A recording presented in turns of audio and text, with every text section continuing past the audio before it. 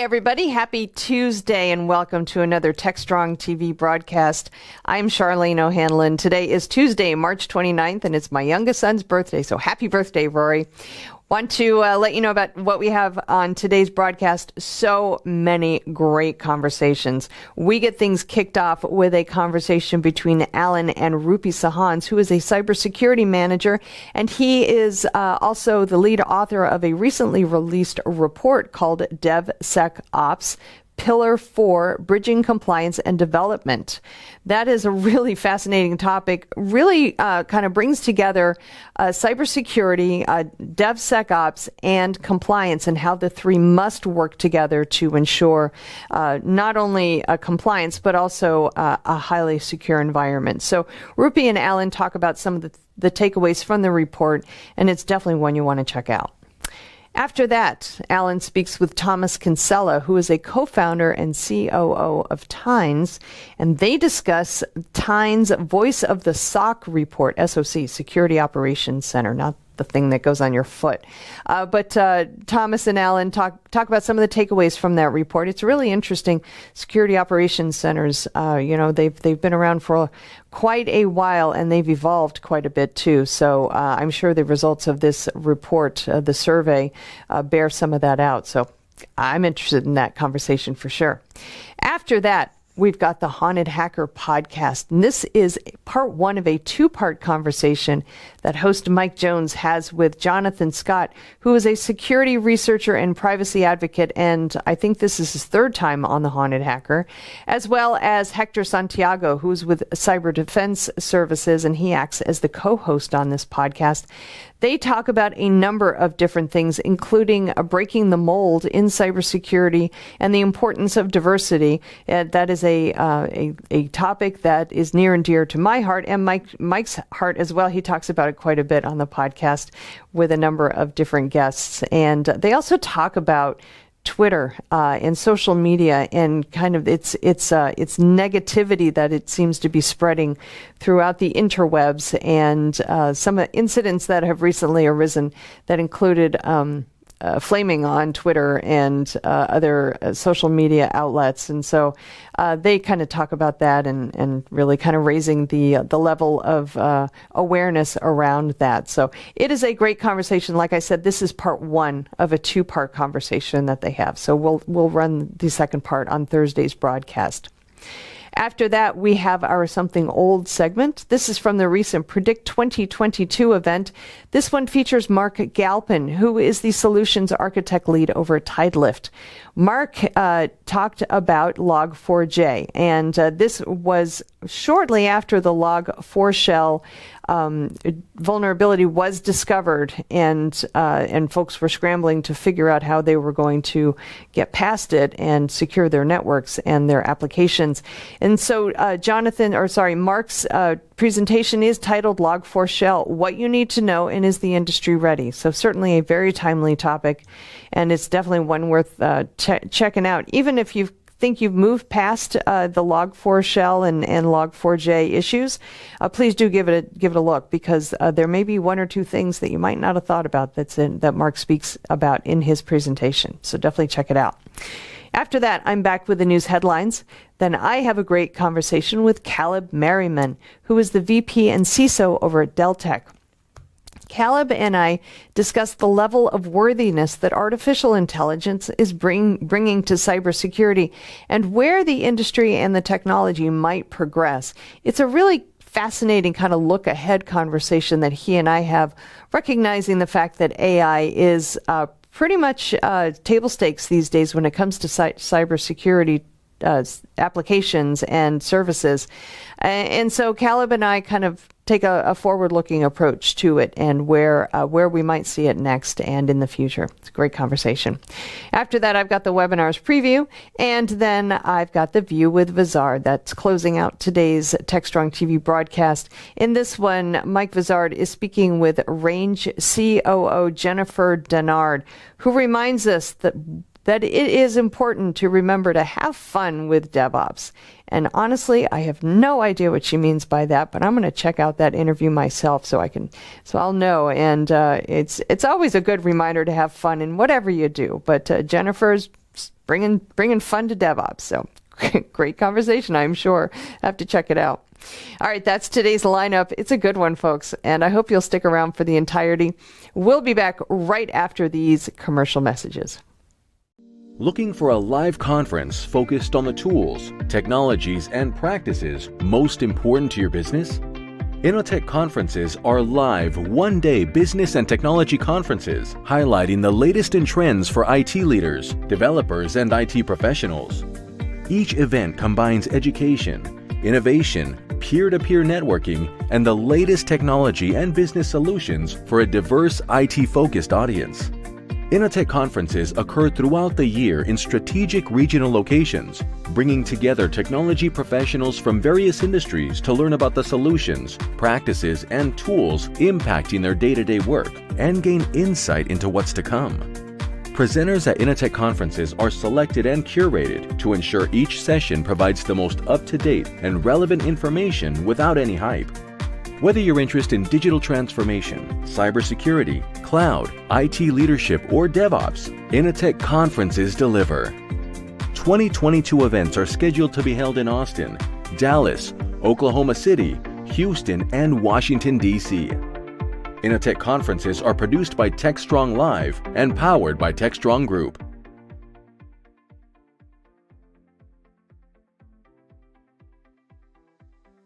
All right, we are back kicking off today's TechStrong TV broadcast. We've got a conversation between Alan and Rupi Sahans, who is a cybersecurity manager and lead author of a report titled DevSecOps, Pillar for Bridging Compliance and Development.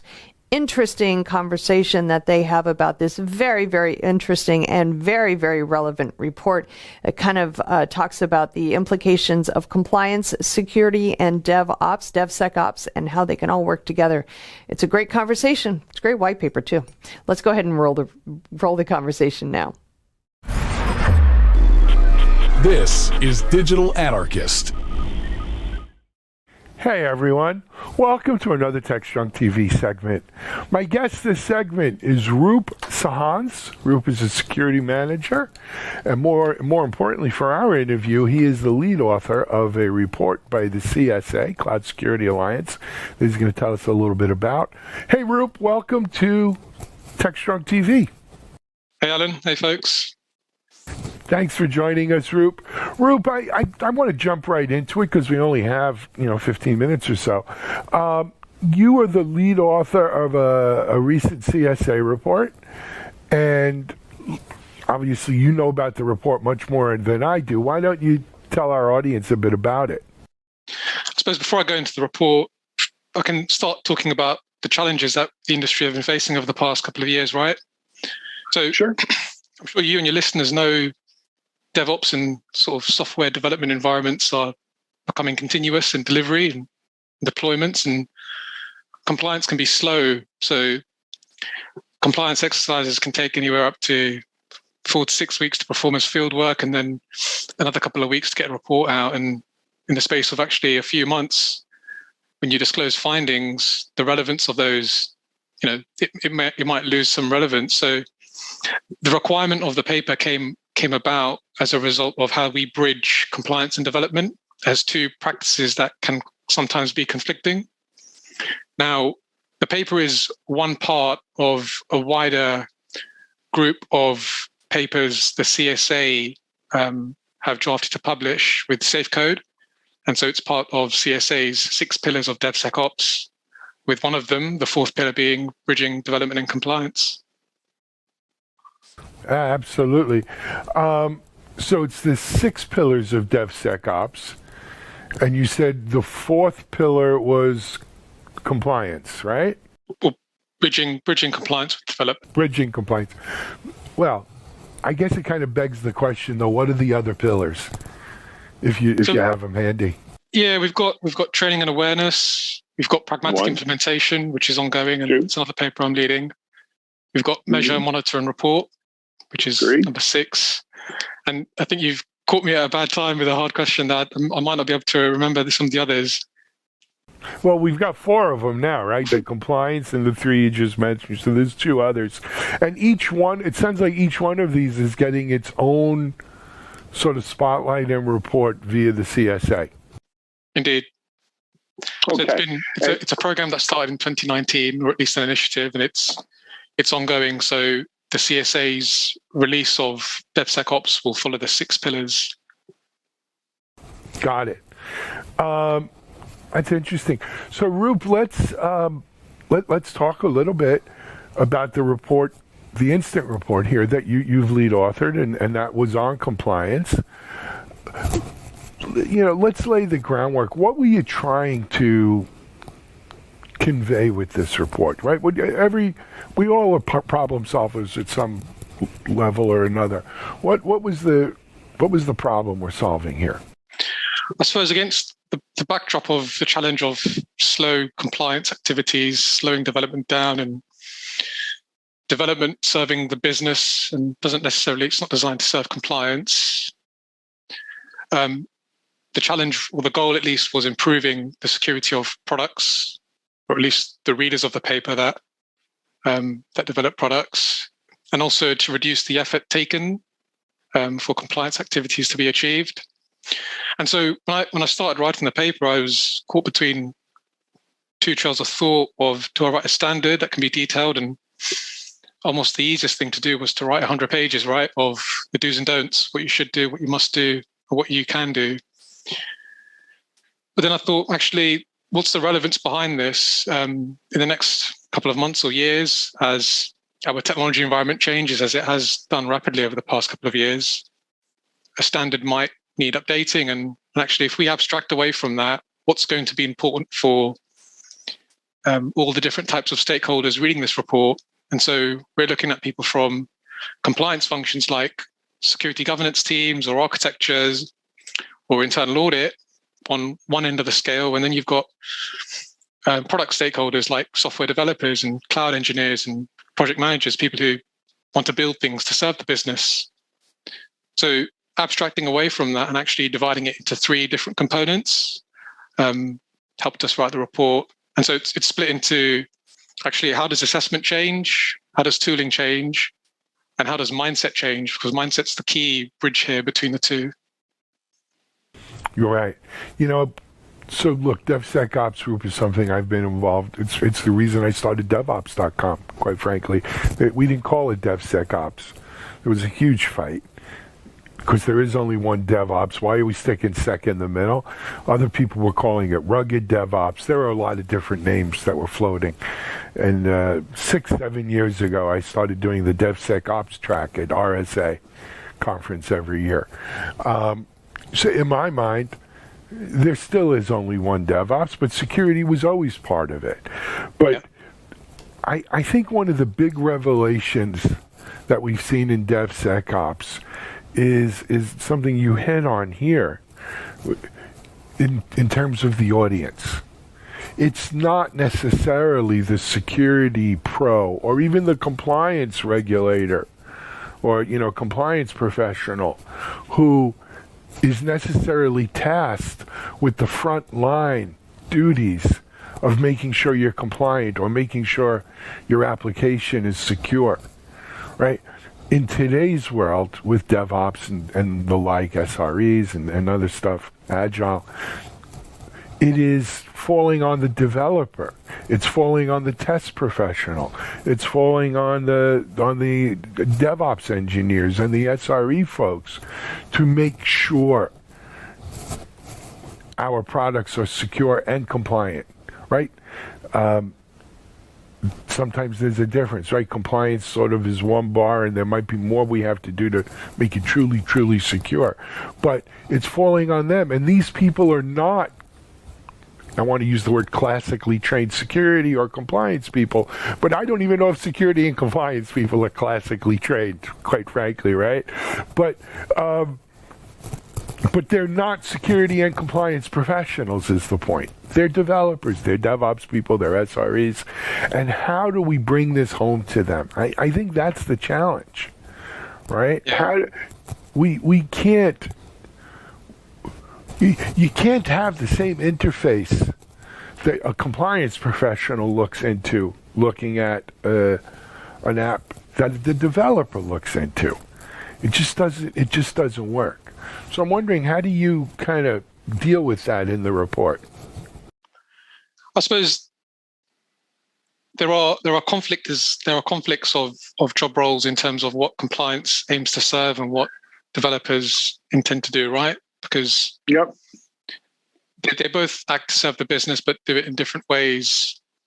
And bridging the gap isn't effectively taking a one single approach of this is how you do it, this is how it needs to be done. It's a bit more pragmatic than that. And so dividing it into three areas of assess, mindset, and tooling helps us bring that closer to each other. And I've got an appreciation for this because I've served some of my clients in both roles of security governance, internal audit, and as a developer. Okay. And so I get how effective it can be in terms of return of investment for a company when they can have an auditor audit a project against a test of effectiveness. But equally, being on the other end of that, I can understand how difficult it can be for a developer in terms of their interests and actually the time they have dedicated to supporting an audit in contrast to the products they have to develop and things they have to keep building and maintaining. And so within the assessment, and do you mind if I go into those three components of what the paper touches on? Sure, no, by all means, I'm going to insist that you do if it's okay. And so I think within assessment, we've got a change of how the industry is moving, and at least something I've seen over the past couple of years, with assessments now becoming less point in time and almost a smaller reliance on that. And actually, we can now look at assessments being continuous. And so we're looking at the wake of the demand of CSPMs, so cloud security posture management tools being out there to plug as master accounts into your cloud environments and spit out a report for you that maps to industry controls like CIS and NIST. But equally at Build, we also have, for those product teams that may build and develop their cloud environments using Terraform or any other form of infrastructure as code, we have IAC analysis. So you may want to introduce an IAC analysis security tool at Build that scans the product as you develop it, or your cloud environment as you build and develop it. And I suppose both have pros to them in terms of both compliance and also how product teams can build better services and products. And it's not such that it's only compliance that care about security. It's both stakeholders. You know, when I was a developer, we did care about security. It's just that we had to balance it with some of the other features within our backlog that we had to work against. And then the second point is mindset. So actually, how do compliance teams and development teams shift their mindset away from effectively that, what I'd like to call draconian view of security, and it's almost looking at things in terms of in an agile mindset, right? So one ceremony you would run is a value stream map for end-to-end product development. If you're to start thinking about what are the different practices and processes in my product that I need to introduce between the idea and actually being deployed, you produce a value stream map, you identify each process, you identify actually what the lead and process times are. But we don't do the same for security. And that's where efficiencies and inefficiencies can be identified and actually sort of reduced or removed. And I suppose good examples of that are sort of gated security reviews or gated audits.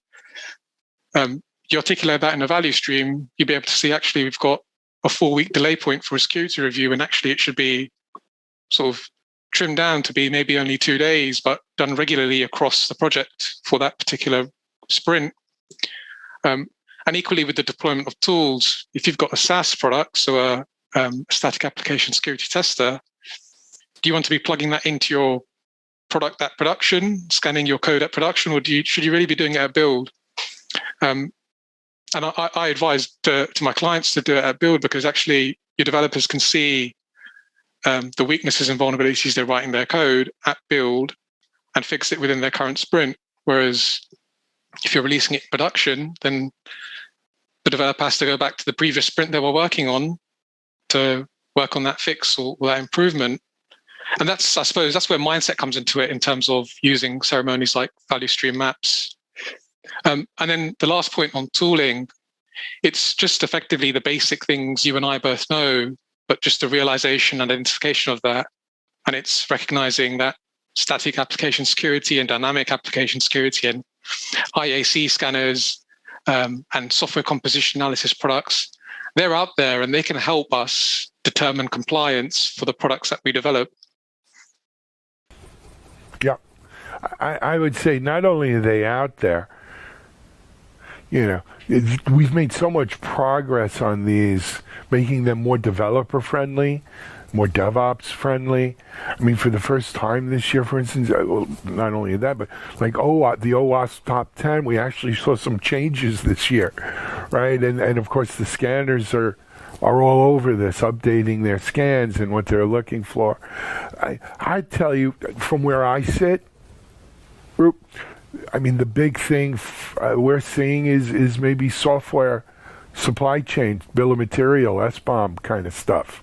Yep. And I'm wondering, that might have come in after your report was scoped already, is what I would think. But what do you think the effect of that would be? So arguably more emphasis on supply chain of actually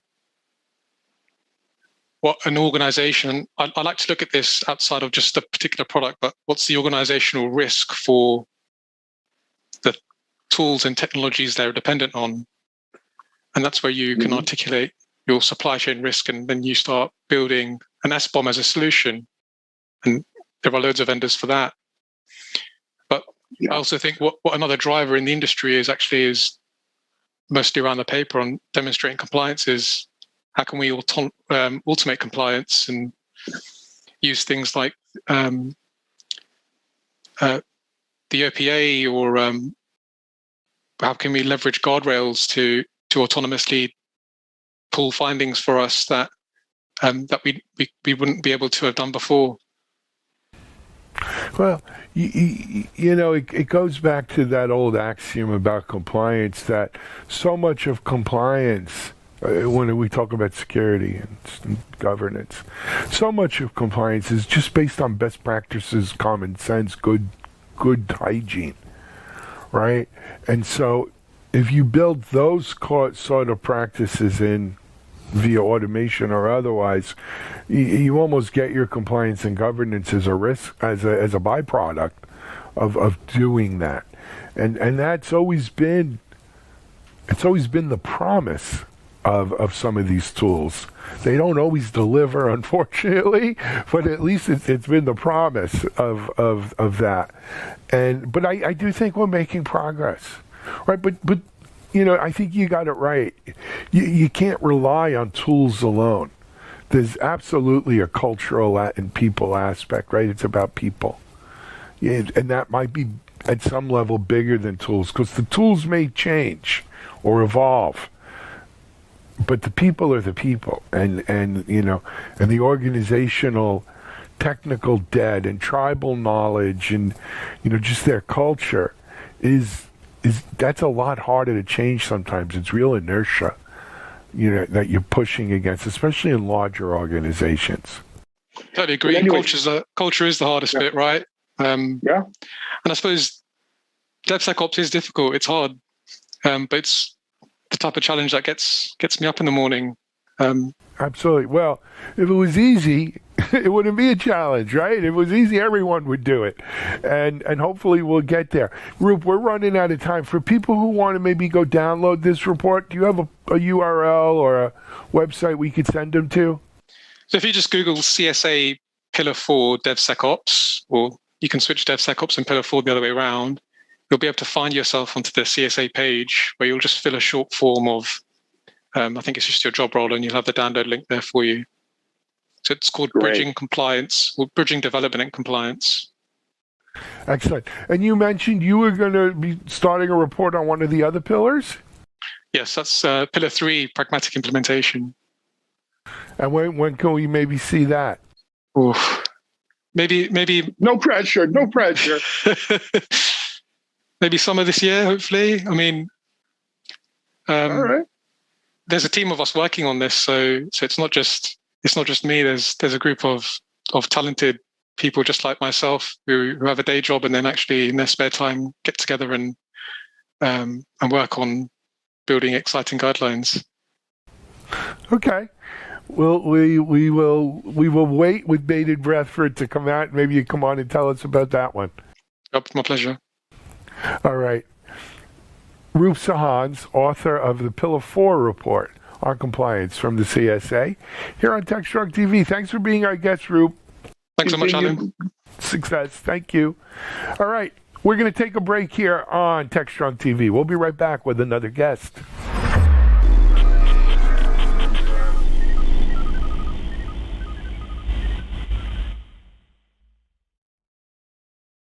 SecurityBoulevard.com is the leading resource for news, analysis, and education on challenges facing the cybersecurity industry. SecurityBoulevard.com covers all aspects of cybersecurity, including data security, DevSecOps, cloud security, application security, network security, security threats, and more. SecurityBoulevard.com has the largest selection of security content, featuring breaking news, blog posts, podcasts, and more. Visit www.securityboulevard.com to learn more. SecurityBoulevard.com, home of Security Bloggers Network. And we are back. Next up, Alan is speaking with Thomas Kinsella, who is the co-founder and COO of Tynes. And they talk about Tynes' Voice of the SOC report. SOC, like Security Operations Center, not what's on your feet. So Thomas and Alan talk about some of the results of the report. It's really interesting to see the evolution of the Security Operations Center. This report bears out a lot of very, very valuable information that I think organizations should think about as they think about not only their cybersecurity strategy, but how they're going to implement it. So it's a great conversation, great report. Let's go ahead and roll it now. This is Digital Anarchist. Hey, everyone. Welcome to another Techstrong TV interview. My guest for this interview is Mr. Thomas Kinsella. Thomas, well, I'm going to let Thomas introduce himself. Hey, Thomas, welcome to Techstrong TV. Thanks very much. Thanks for the warm welcome. Yeah, I'm Thomas, one of the founders of Tynes. We're a security automation platform that allows analysts and engineers automate their repetitive manual tasks. I've a long tech background, spent 10 years working in various different security teams. Latterly, I suppose, in DocuSign, running the security operations team there for a number of years. Very cool. And DocuSign, of course, was that one that was part of Adobe, or? No, that's their biggest competitor, Right. DocuSign. So, but yeah, close. The same sort of thing. DocuSign they went public. They're a large, I suppose, Yep. large public SaaS company now. So, Absolutely. And so you were running their security team, and just so in case people want to look it up, Thomas, how do you spell Tynes? Tines, Tynes.com. And the website? Tynes.com. Tynes.com, easy, TINES.com. All right. And Thomas, we're going to jump into this report you guys did on SOC here in a second. But, you gave us a little background on what Tynes does. It helps automate repetitive tasks, and obviously the world needs a lot more of that if we can. And I think most security folks would agree we need more of that. But in terms of, how old's the company? Where do you guys, what audience do you serve, etc.? Yeah, so we started 4 years ago. So 4 years ago in February, and we have companies ranging from like Fortune 10, so McKesson, all the way up to like small, all the way down to small, like public and private startups. And so the likes of Coinbase, the likes of Box, the likes of McKesson, Canva, as well as some banks, large financial institutions, and even some government institutions as well use Tynes. So we're used primarily by organizations in the security operations space who are struggling with alerts, who basically have too much work to do. The same challenge that a lot of security teams are facing. There's just way too much work. It's really hard to hire people, and there's that sense of inevitability that something bad is going to happen. And I suppose the reason we started the company was that was what myself and my co-founder were doing. We were just working in DocuSign on and other security teams. And we just felt that there had to be a better way, right? There had to be a way of getting above the mundane manual tasks. And we said, that's probably automation. But we looked at all the automation platforms out there. We didn't really like them. And we said, we thought we could do a better job. So we started Tines to try to build a better automation platform that allows those analysts and engineers to automate their own work. And yeah, it's very, very, very successful right now. I had a similar experience. I'd started a bunch of venture-backed companies over the years. And my last one was still secure back. And I was at it for 8 or 9 years. About 6, 7 years in, I came to the realization that 99% of the companies out there are not equipped to do their own security. It's too hard. It's too hard. It's too big. They don't have the talent. They don't have the resources. And back then, half of them didn't even have the gumption, the desire to really do it right. And so I thought that MSSPs were the answer, right? Outsource your security, which, just kind of kicked the can from here to there. Because now the MSSP had to have those resources and SOCs and everything to do it right for multiple people.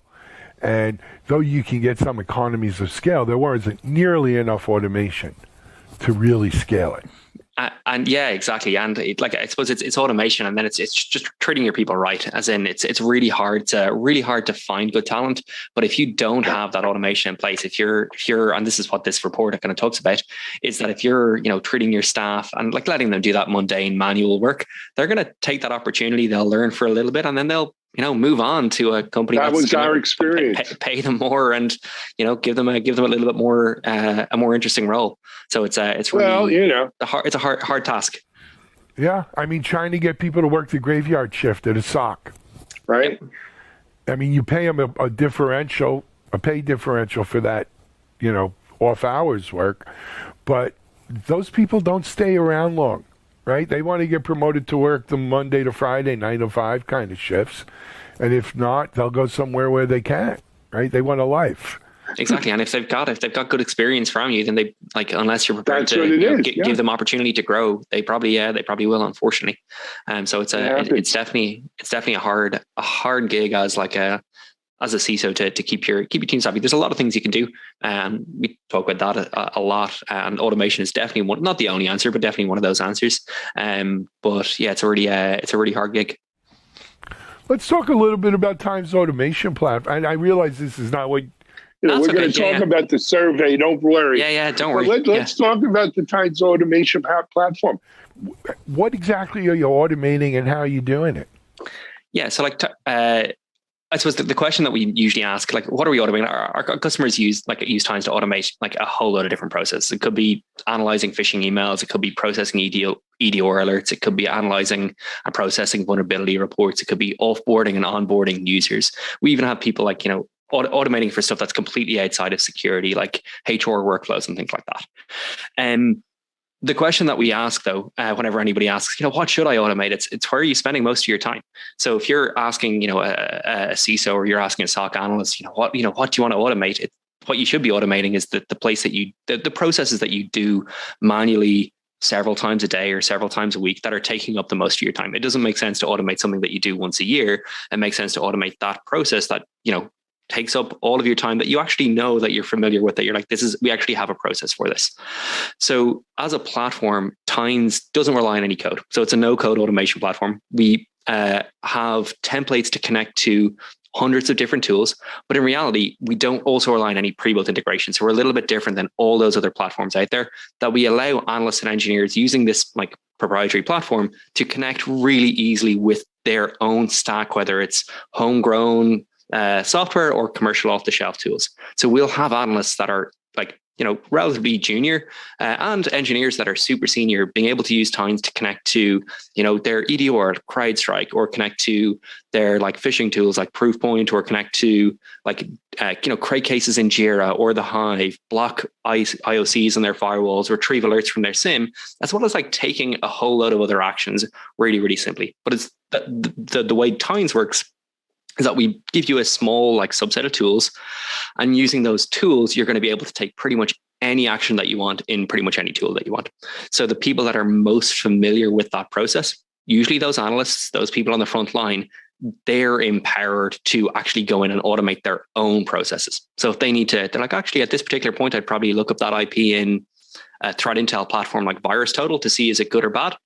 They just drag and drop a real simple action, like connect it up, and then they're able to say, okay, this is good. And then if it's good, ignore it. If it's bad, maybe I should block it here or search across my logs to see has anybody logged in from this IP, etc.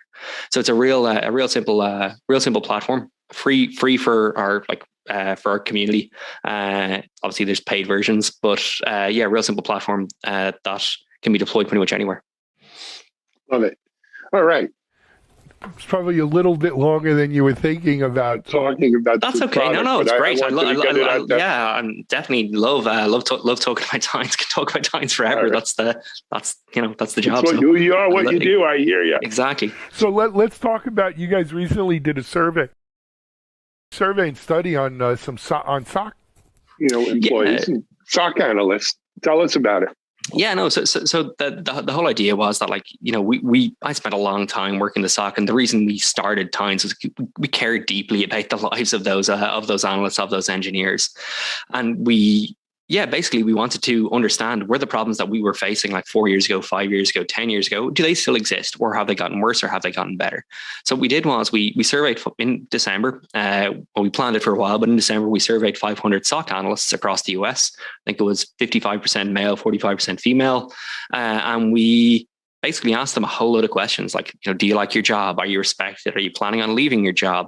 Are you burnt out? Like, where do you spend most of your time? Where would you like to be spending most of your time, etc.?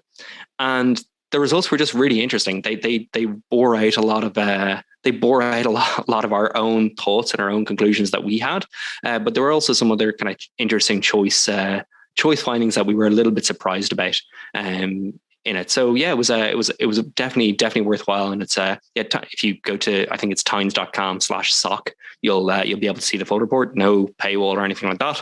And yeah, it's really interesting to see. Sure it is. Give us that URL again, Thomas. Tines.com, so TINES.com/SOC, SOC. Okay.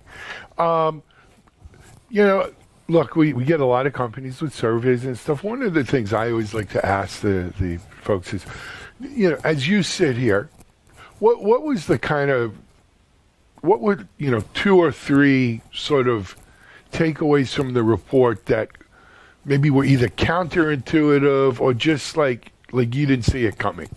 Right. Not what you would have expected.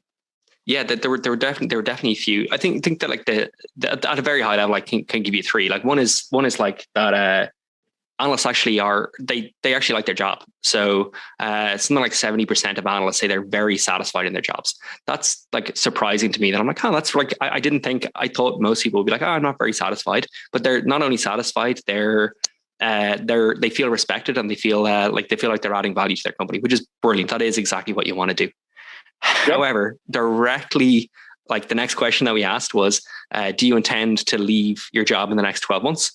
And the answer was like exactly proportional. 70%. 64% said they intend to leave their job in the next 12 months, which is really, really like worrying as an industry that we've got like a huge turnover of staff. We already know we have a huge turnover of staff, but that even if people are satisfied with their job, the problem is they feel completely burnt out. They feel like they're not adding the value that they could.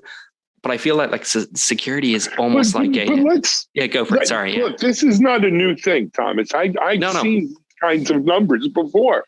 It's so maddening where you're going to tell me you're happy at your job, but you're also going to tell me you're leaving your job because it's not great. So if it's not great, why are you happy? And, I as an employer, go ahead. Yeah. No, go for it. Go for it. As an employer. I've racked my brain over this over the years, right? Like, are they just saying they're happy? Are they just saying they're satisfied, but they're really not? Or have we developed a culture, not just in security, it's a lot in tech. your dad, my dad, the generations before, the greatest generation, all that, these people worked at their jobs for 40 years, for their entire career. They got a pension. It was rare. You change jobs maybe twice. 3 times in your lifetime. We're here in tech and in security, we're changing jobs every 18 months or so. Sometimes less. We change jobs instead of asking for a raise. It was not unusual, years ago to go into your boss and say, hey, I've been here a year. I think I'm doing a good job. I'd like a raise.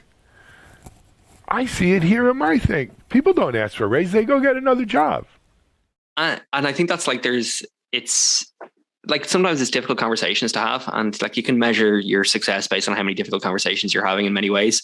But yeah, I think there's definitely a culture of like the grass is always greener on the other side. And like, you're like, okay, maybe it's better in some other circumstances. But I think what we like, so as part of this, we asked, like we said, like, what are you, so people are satisfied. I think there's a difference between happy and satisfied. I think there's like, you can be like satisfied in a lot of the work that you're doing. And I think if you think about security in particular, I think there is that like element of like, I know I'm doing I know I'm doing the right thing and I know I'm adding value, but you can still feel like frustrated, burnt out and overwhelmed, right? So you can be satisfied, but like just exhausted because there's too much manual work. And like we asked these people, like, where are you spending, like, or sorry, what are you doing? And what are the most frustrating aspects of your job? And 50% of them said it was spending like time on manual work. This was like multiple choices. They could pick a bunch of different things, but 50% said they were spending too much time on manual work. 38% said high false positive rates. And 35% said too many different consoles to look into investigate. But even worse than that, we asked people, how much time do you spend? And over 65% said they spend over 50% of their time on, quote, tedious manual work that they felt could be automated. It's like, that's pretty, like, even if you're satisfied, even if you're like, actually, I am adding some value, if you know that you're doing something that you think can be, or if you know you're doing something that can be automated and you know that like there's automation coming down the line, it's like, that's not something that you want to, you want to be having fun. You want to be like doing something that's rewarding. You want to be learning. And it is important to like understand what's happening behind it. But if your work is tedious and manual, that is a recipe for you're not treating your staff right, I think. So again, having been in security 25 plus 30 years myself, right? I think part of it also is the nature of security, where too often we don't get the accolades or the recognition because nothing happened. Yeah. Right? If nothing happened, we did our job. Yep. Right? And the flip side of that is there's always shit happening. Excuse my language, but there's always shit happening. There's always something happening. No matter how good we are, it's almost by its very nature we're reactive instead of proactive. Too often in security. And after a while it wears on you. This is why security people burn out, not just SOCs, but security, because there's always some new bad thing, on the horizon. 100%. Yeah. And like, it's, you're like, it's the fire brigade who are being given out to because there's too many fires. It's like the fire brigade are there to put out fires. They're not there to like prevent the fires. But the burnout part, the analogy that I sometimes try to give, and I'm not a big fan of sports analogies, but I'm in Ireland and I don't know much about American football, so I like to show off whenever I can. I'm a big football fan. I'm warning you, but go ahead. Okay, well, like, so I think the analogy is, and like I'll pick on the Browns or somebody, and where it's like, they're not a perfect analogy right now with Deshaun Watson, but we'll put that aside. But like the whole analogy is that like a defense, and you can think of security as like defense. A defense can be the best defense like in the world. They can be like absolutely incredible. But if their offense goes 3 and out every single time, there's no way they're going to win the game. There's no and in reality, if you ask that defense at that point, they're like, what do you want? Like, what do you want here? They won't say, you know what, we need more defensive players. They don't say like we need like another X, they'll say, actually, we need a better offense. We need to be able to go out there and actually be proactive about it, because otherwise they are just going to like be on the field all the time. And as good as they are, they're gonna let in. So the term for this, and it's a football term, but it's also used in war. In military strategy, the best defense is a good offense. Yes, exactly, 100%. Yeah, and there's something to be said for that, and we've seen the rise of offensive security. But look, this is a systemic problem in our industry. Yep. Right. And I don't think the answer is job hopping or desk hopping or whatever you want to call it, but it's nevertheless where we find ourselves. Anyway, Thomas, we're out of time. I could talk to you about this all day if you couldn't tell, but I got to kind of pull the plug on it because we're out of time. But maybe we could come on and talk another time about it, or if we're out in Dublin area, we'd love to get together with you and discuss it further. Absolutely. Thank you so much, Alan. I've really enjoyed the conversation. Best of luck. All right. Hey, before we go, though, Tines.com, TINES.com, and the report is TINES.com/SOC report? /SOC, S-O-C. That's it. S-O-C. Brilliant. Great. Thank you so much, Alan. Thank you, Thomas. Tines.com, go check them out. This is Alan Schimmel. We're going to take a break. We'll be right back.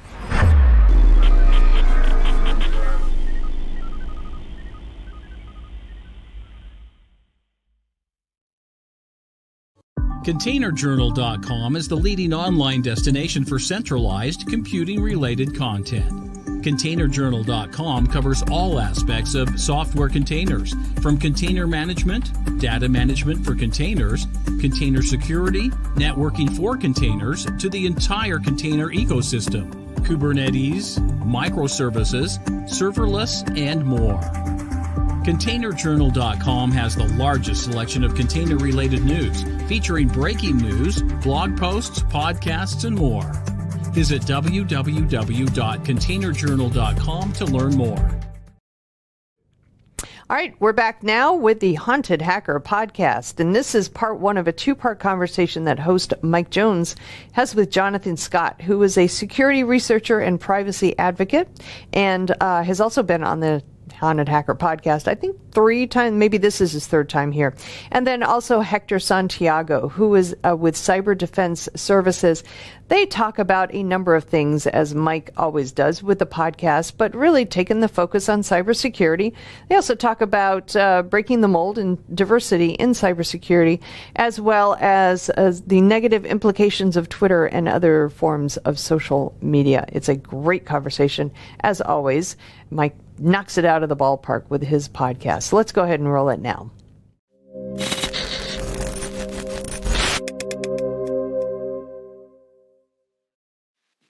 Welcome to the Haunted Hacker podcast, February version 3. This is the 3rd one this month. And today we have good friends of mine that are pretty amazing and have a spectacular background and an awesome company, Odix, and Colonel Orrin Eaton and Jewish Sunshine. So we'll just go ahead and kick it off. So a little bit of news before we start. I'll be speaking for ICE at some point in time. I'm also speaking at a couple other webcasts and Risk 360 coming up. So without further ado, I'll introduce Colonel Orrin Eaton and his counterpart, Mr. Sunshine. And how are you guys doing today? And thank you for being on the podcast. It's always a pleasure to have you guys on. So, thank you so much for having us. Absolutely. It's my pleasure. You guys are a friend of the podcast, and I always like our conversations. So the reason why we're doing this special version of the podcast today is because of current geopolitical situations and tensions, and some of the things that we've seen come out of those situations. Colonel Orrin Eaton was part of the IDF, intimate knowledge of, cyber tactics and different things that revolve around geopolitical situations and cyber warfare. A lot of people don't understand the fact that the globe has been engaged in cyber warfare for many years. For a lot, it was in the shadows. A lot wasn't disclosed. We had incidents like Stuxnet. We had incidents where Estonia got attacked. And now just recently, we've seen the Russians using malware and ransomware against the Ukrainian government, and Ukrainian attackers and hacktivists using malware to attack the infrastructure of their own country, pretty much to slow down the train system to keep the Russians from coming in. So I'll open up to you, Dr. Colonel Orrin Eaton. Let's talk about your view and kind of your opinion on how the globe is evolving into this more evident cyber warfare. Yeah. So again, Mike, thanks for having us. It's our pleasure. I think it's a very good point. And when we look globally and we look at the conflicts around the globe, and you mentioned the invasion of Russia to Estonia was one of the milestones that there was what we call the preliminary cyber attack, prior to the physical forces and all the armed forces. And since then, it seems that the cyber warfare took a legit place in conflicts as, as kind of a preliminary act, or as an act of, in order to warn the other side, or in order to send signals to the other side. It still seems, that, it's not shooting weapons. So it's not like physical destruction, even though you can create a lot of damage by, if you stop or control all the traffic lights or all the ship traffic in the harbor and so on. And we experienced and we saw some of these events recently. Yeah, so it seems that the cyber attacks and the cyber front had become a part of all conflicts globally, because it also allows to kind of taste the water and to see, you start with this, you see the reactions, you see, you feel your enemy, you feel his capabilities, you feel how he can defend himself if at all. So what we see now, and we see also in the future, that cyber attacks will not only will be the preface for the conflict, for the physical theater, but it will take also a major role during the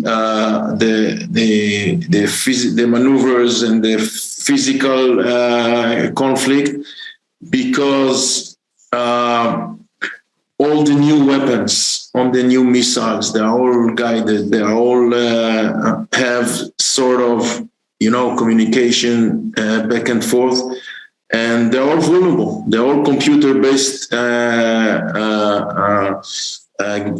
machines, and they're all, all these processes. So it will no longer will be only a kind of a first shot or a first blast of the conflict, but it will be also along the conflict all the time. And we see it happening in front of our eyes, unfortunately. Yeah. I think for years, though, it's kind of been a in the shadows type work. And a lot of people thought that the feedback that I got when I made my predictions for this year, that we're going to see some geopolitical motivated cyber attacks, everybody thought that was doom and gloom, and the fact that that's a doomsday scenario, and it doesn't happen like that. But I think that people are starting to see that it's real. And the reason why I focused on that this year is because being in the military and doing signal intelligence, we had the electronic warfare capability. We had that signal intelligence capability. And it only seemed natural to transition from RF and those types of attacks into a more complete and devastating attack with cyber, because everything is connected now. And another, myth that people believe and they just don't understand is the fact that how could the U.S. be involved in something like that? The U.S. does not do that. And after MK Ultra, how could the U.S. government ever dip their hands in anything? They learned their lesson. Come on. Exactly. So, it's really funny when I talk to people who are waving the flag and very proud of the fact that their country just defends themselves and defends other people, but they don't understand that in order to not be a victim, in order to not be affected devastatingly by those cyber attacks and by those electronic attacks, you have to play the game. You have to not appear weak and vulnerable. So, of course, the U.S. takes part in those activities. And, we're not innocent. We don't have white gloves. We have to participate in order to defend ourselves as well as our assets and interest overseas, just with any country. So it's a global affair. And I think people are starting to see that, hopefully. You guys have a malware-free file system, right? And the Russians are starting to use ransomware as a weapon. We've heard of it as ransomware as a service, but now we're seeing it used in nation-state attacks. But what are your thoughts on that, and where do you see that going? I personally think that nation states attacking hospitals and critical infrastructure with ransomware is just as strategic as a military strike. And as Oren was saying, that it's in some way a preliminary element today.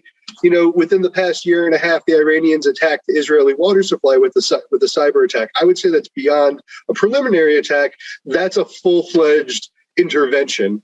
So I think that it's on those lines, and I think that we have to perceive it in that way. It's no longer possible for it to be on the back burner. It's fully fledged, and because it's integrating with such vital elements that hit not only diverse populations, but when I think about municipalities, I wrote an ebook on municipal cyber risk. They have so many constraints that prevent them from being able to implement an effective strategy against this. And at the same point, they're holding so much valuable data for people's, critical. It's crazy. So I think that having this diverse option to just rain devastation, it doesn't have to be on a level military to military to be able to cause a real major impact. Think about the Colonial Pipeline. If we stop the energy supply, it's going to cause a panic. It's going to increase prices outside of what the reality is. Are we really in a shortage? No. But you can see how over a really short period of time, it's making all these KPIs go completely berserk. Absolutely. And I think we should make the distinction between, ransomware as a service. In this case, let's say everyone that have very basic skills can get the ransomware as a service, can run it, can operate it, and, get some gain out of it and make some benefits for it. But when you're talking about ransomware as a weapon, then you're talking on a different level, on a state level, on an intelligence entities level. And in this case, we're on a different page. So it's much more sophisticated. You need to have also kind of unique tools and technologies in order to protect yourself and be kind of one step ahead of these, let's say, state hackers that may, penetrate into your network. So I think, on one hand, ransomware as a service become common and many, people use it, but it's still, let's say, it's on a certain level. I'm not saying that it doesn't devastating and it doesn't cause harm and and people, make money out of it. But it's a different story when you're talking about ransomware as a weapon, and then it's used, in a much more devastating way in critical infrastructures and in way not only to make money, but to get some political points as well. So it's not necessarily making money out of it. Absolutely, absolutely. And when you look at Obama, when he was in office, he made the comment that an attack on the infrastructure is an act of war. But yet we've still not seen any kind of motivation or I guess move towards really considering that and really putting that into effect from the U.S. side, which I think if we don't do something soon, if we don't react to those infrastructure attacks, and if we don't actually follow through, then we're going to make ourselves a huge target. And I think that's unfortunate. But, as we saw Israel dealing with Hamas, I mean, to me, in my mind, that's the correct way to do it. You lay down the line, you say, hey, look, our infrastructure is part of how we survive. You attack that, that's an act of war. So I think we're going to see eventually that line being drawn globally. And we're going to start seeing that encroachment and the reaction as we saw with Hamas. I hope that doesn't happen. I'd like to ask you a question here. Do you think that there's going to be a change in the ideas of humanitarian law and cybercrime being able to be seen on the level of,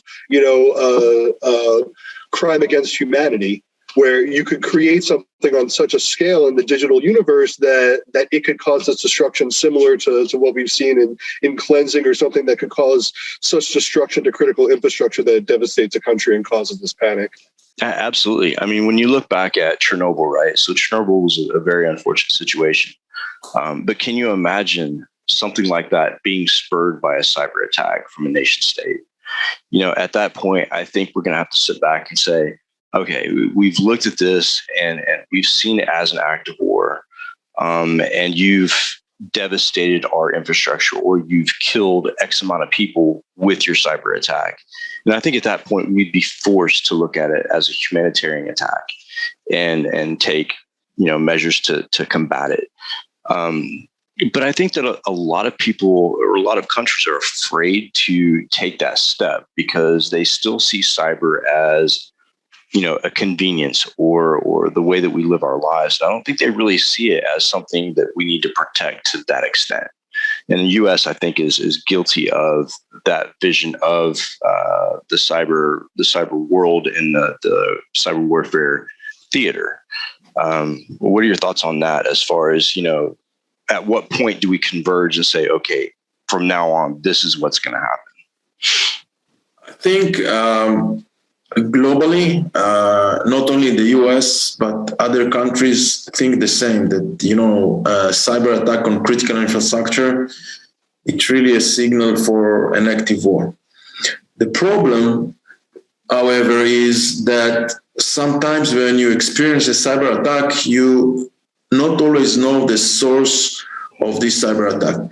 So let's say that your train system was hacked, and you say, well, this is my critical infrastructure. I decide this is an active war, but against who? Who initiated this attack? And, it's not that, if the Hamas shoots some missiles on Israel, so we know it's from there, we can 100% sure that it was shot from the Gaza Strip, and we know how to retaliate. But if a cyber attack happens, we can know and we can trace back, but sometimes it's not 100% sure. If the attack was built in a way, sometimes it's a little bit difficult, sometimes it may be confusing. So I think the declaration is there and is right, as long as you know the real source of these cyber attacks. Once you know that, if the US knows that someone, attack with a cyber attack, one of their critical infrastructure, and for 100% know who was this guy, it's a war. It's an active war. I'm sure they will retaliate in the most powerful way.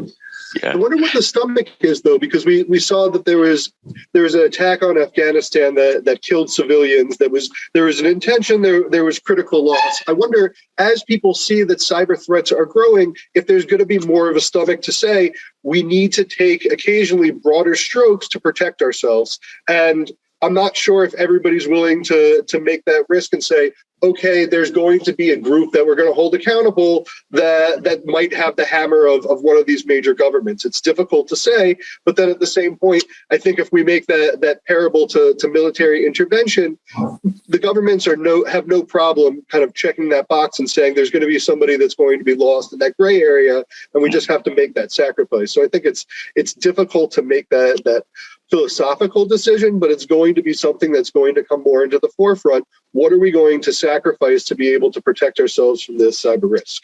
Absolutely. And I think that another factor that plays into it as well. So in the US, we kind of base political decisions and activities, as far as military response based on the country's temperament and the thoughts of the people. So here's the problem that we face in the US is the fact that a lot of people don't understand that level. They don't understand the kinetics. They don't understand the activity of, using infrastructure against us by cyber means. And that, it's unfortunate, but there's a lot of uneducated people when it comes to that principle, right? And so to get the backing or the country's opinion in that way to make those fronts and to attack based on the cyber attack is going to be very difficult. And then you take a look at leadership in the US and what we've dealt with over the past 4 years and the chaos that's ensued and the tensions here just domestically. That raises another question. Do we have the people's vote? Do we have the trust of the people to take those actions? And I would say right now we're at a really vulnerable state in the U.S. because of our political tensions and because of the distrust for the government. And any act of war based on cyber attack, I think, would raise a lot of questions. And I think the first time that we do that, I think it's going to cause a lot of problems. But if we don't do it soon, and if we don't do it systematically, then I think we're going to become a target of a lot of nation states. And I've even seen, so last year I did a lot of incident response on ransomware, I did 13 in like 60 days.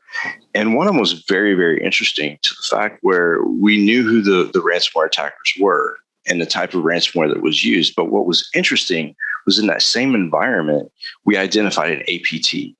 So it was like they were working together hand in hand. You had the ransomware gangs trying to ransom and get money. But in the background, you had the APT that was sitting quietly and probably collecting intelligence. So we're starting to see that collaboration between nation state and government and ransomware gangs. And it's a natural progression because why not take advantage of those gangs and that criminal activity to carry out your own espionage, right? And I think we're going to see a lot more of that in the future. For sure. I mean, I think it's interesting as that third wall breaks down. It's very logical to see these relationships, and I think that it's also the cost of entry. Just like how ransomware as a service, there's so much that needs to go in on the front end to be able to effectively do it. Governments who want to be able to come into this game and say, we have the budget. We have this oil revenue that we would like to spend on this political X. It's very easy to approach one of the ransomware gangs and use this as leverage versus creating the domestic capabilities. But I think what some of the larger nation states, especially the United States, are doing is saying we need to create these homegrown capabilities. We need to create the professionals, and we need to create the private enterprise. I see in Israel we get blasted for it, especially recently. But I think that it's because cyber products are being miscategorized. If you categorize an NSO product as something that's a military weapon, nobody has a problem selling out bullets. And last time I checked, bullets aren't to make friends. So maybe I'm wrong. I don't know. I'm from Baltimore, so I don't know. But it just seems that this miscategorization of what cybersecurity is and what cyber products can do, if we can realign it, we can change this consciousness and then kind of make it into something where cybersecurity is your lifeblood. Instead of it being this highly technical thing, we're going to turn off the ventilator in your hospital. We're going to make your highway not work. We're going to make it that your car is going to be taken. Your Tesla, unfortunately, is ours. And I think that when it becomes put into context, it's a lot easier for the general population to understand the risk and then to be able to see its impact on the field. Oh, absolutely. And when you look at just recently in the news in the U.S., the big talk is about Pegasus malware, right? NSO Group, we all know that they're very highly skilled, and this malware has made its rounds around the globe. And of course, they blame the NSO Group now for everything that happens with Pegasus malware, and they're blaming, they're accusing the government of using Pegasus, which I'm pretty sure that they are. But again, that's one of those pieces of malware that is weaponized, and every country uses it now. But of course, the blame gets put on NSO Group for their creation of it. But really, I mean, we're all kind of guilty because every government's using it now. And I think it's unfortunate that we take something that is that highly skilled and that. I mean, I looked at the code. The code's beautiful, and I have a lot of respect for what they've done with that. But then you take other countries' view of it, and even the U.S.'s view, and they blame NSO, but yet they turn around and we find them using it against citizens. It shocks me that they would use weaponry like that could be used to combat global cyber terrorism, and they use it against their own people. And we're starting to see a lot more of that here in the U.S. The big tech using government level malware and capabilities to collect on their own people instead of being focused on defending the country and going and combating that type of evil.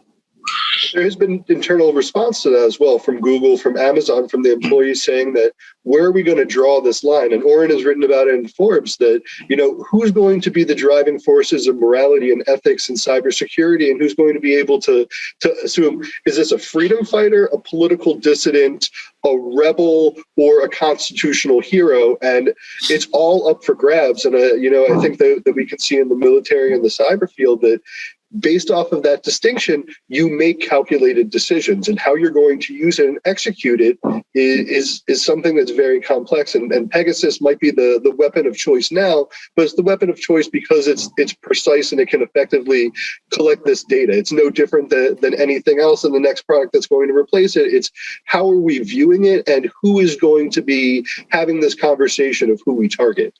Exactly. I think with the Pegasus, first of all, the government of Israel really controls any cyber attacks tool and cyber offense tools. I mean, it's not a free export all over the world like some other products that the US has some export controls and Israel has export control. And I still believe that over 95% of the usage of Pegasus was for good cause. I mean, to catch terrorists and to catch criminals and to go after national security issues and stuff like this. In most of the countries that got it. But it always goes to the headlines when you have, the 1% that people misused it. And in this case, we are in deep trouble, because when the police, and by the way, now in Israel, they claim that the Israel police went after civilians, but now they just took back, and maybe it's not correct because it was some of the journalists that published it, but there's no evidence whatsoever. So it may be some noise, just a noisy environment. But anyway, it's a signal. It's a signal that this is weapon. And when you have a weapon in your hand, you need to know how to use it and against who to use it and against not to use it. And this is very, very sensitive issue.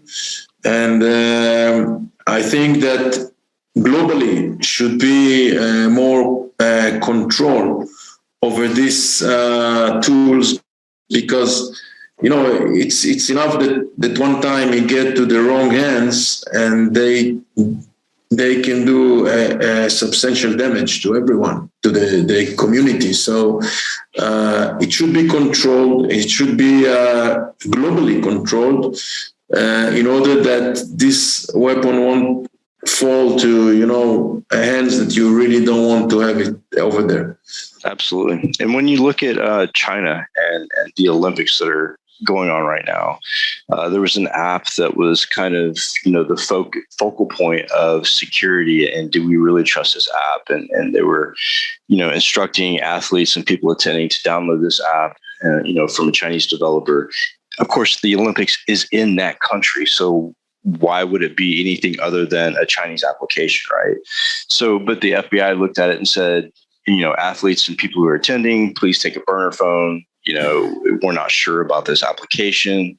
There's been a lot of research into it, and some people say, it's collecting data on people attending the games and stuff like that. What are your thoughts on that application, the validity and potential risk of that app? Well, we don't know much about what's going on in China.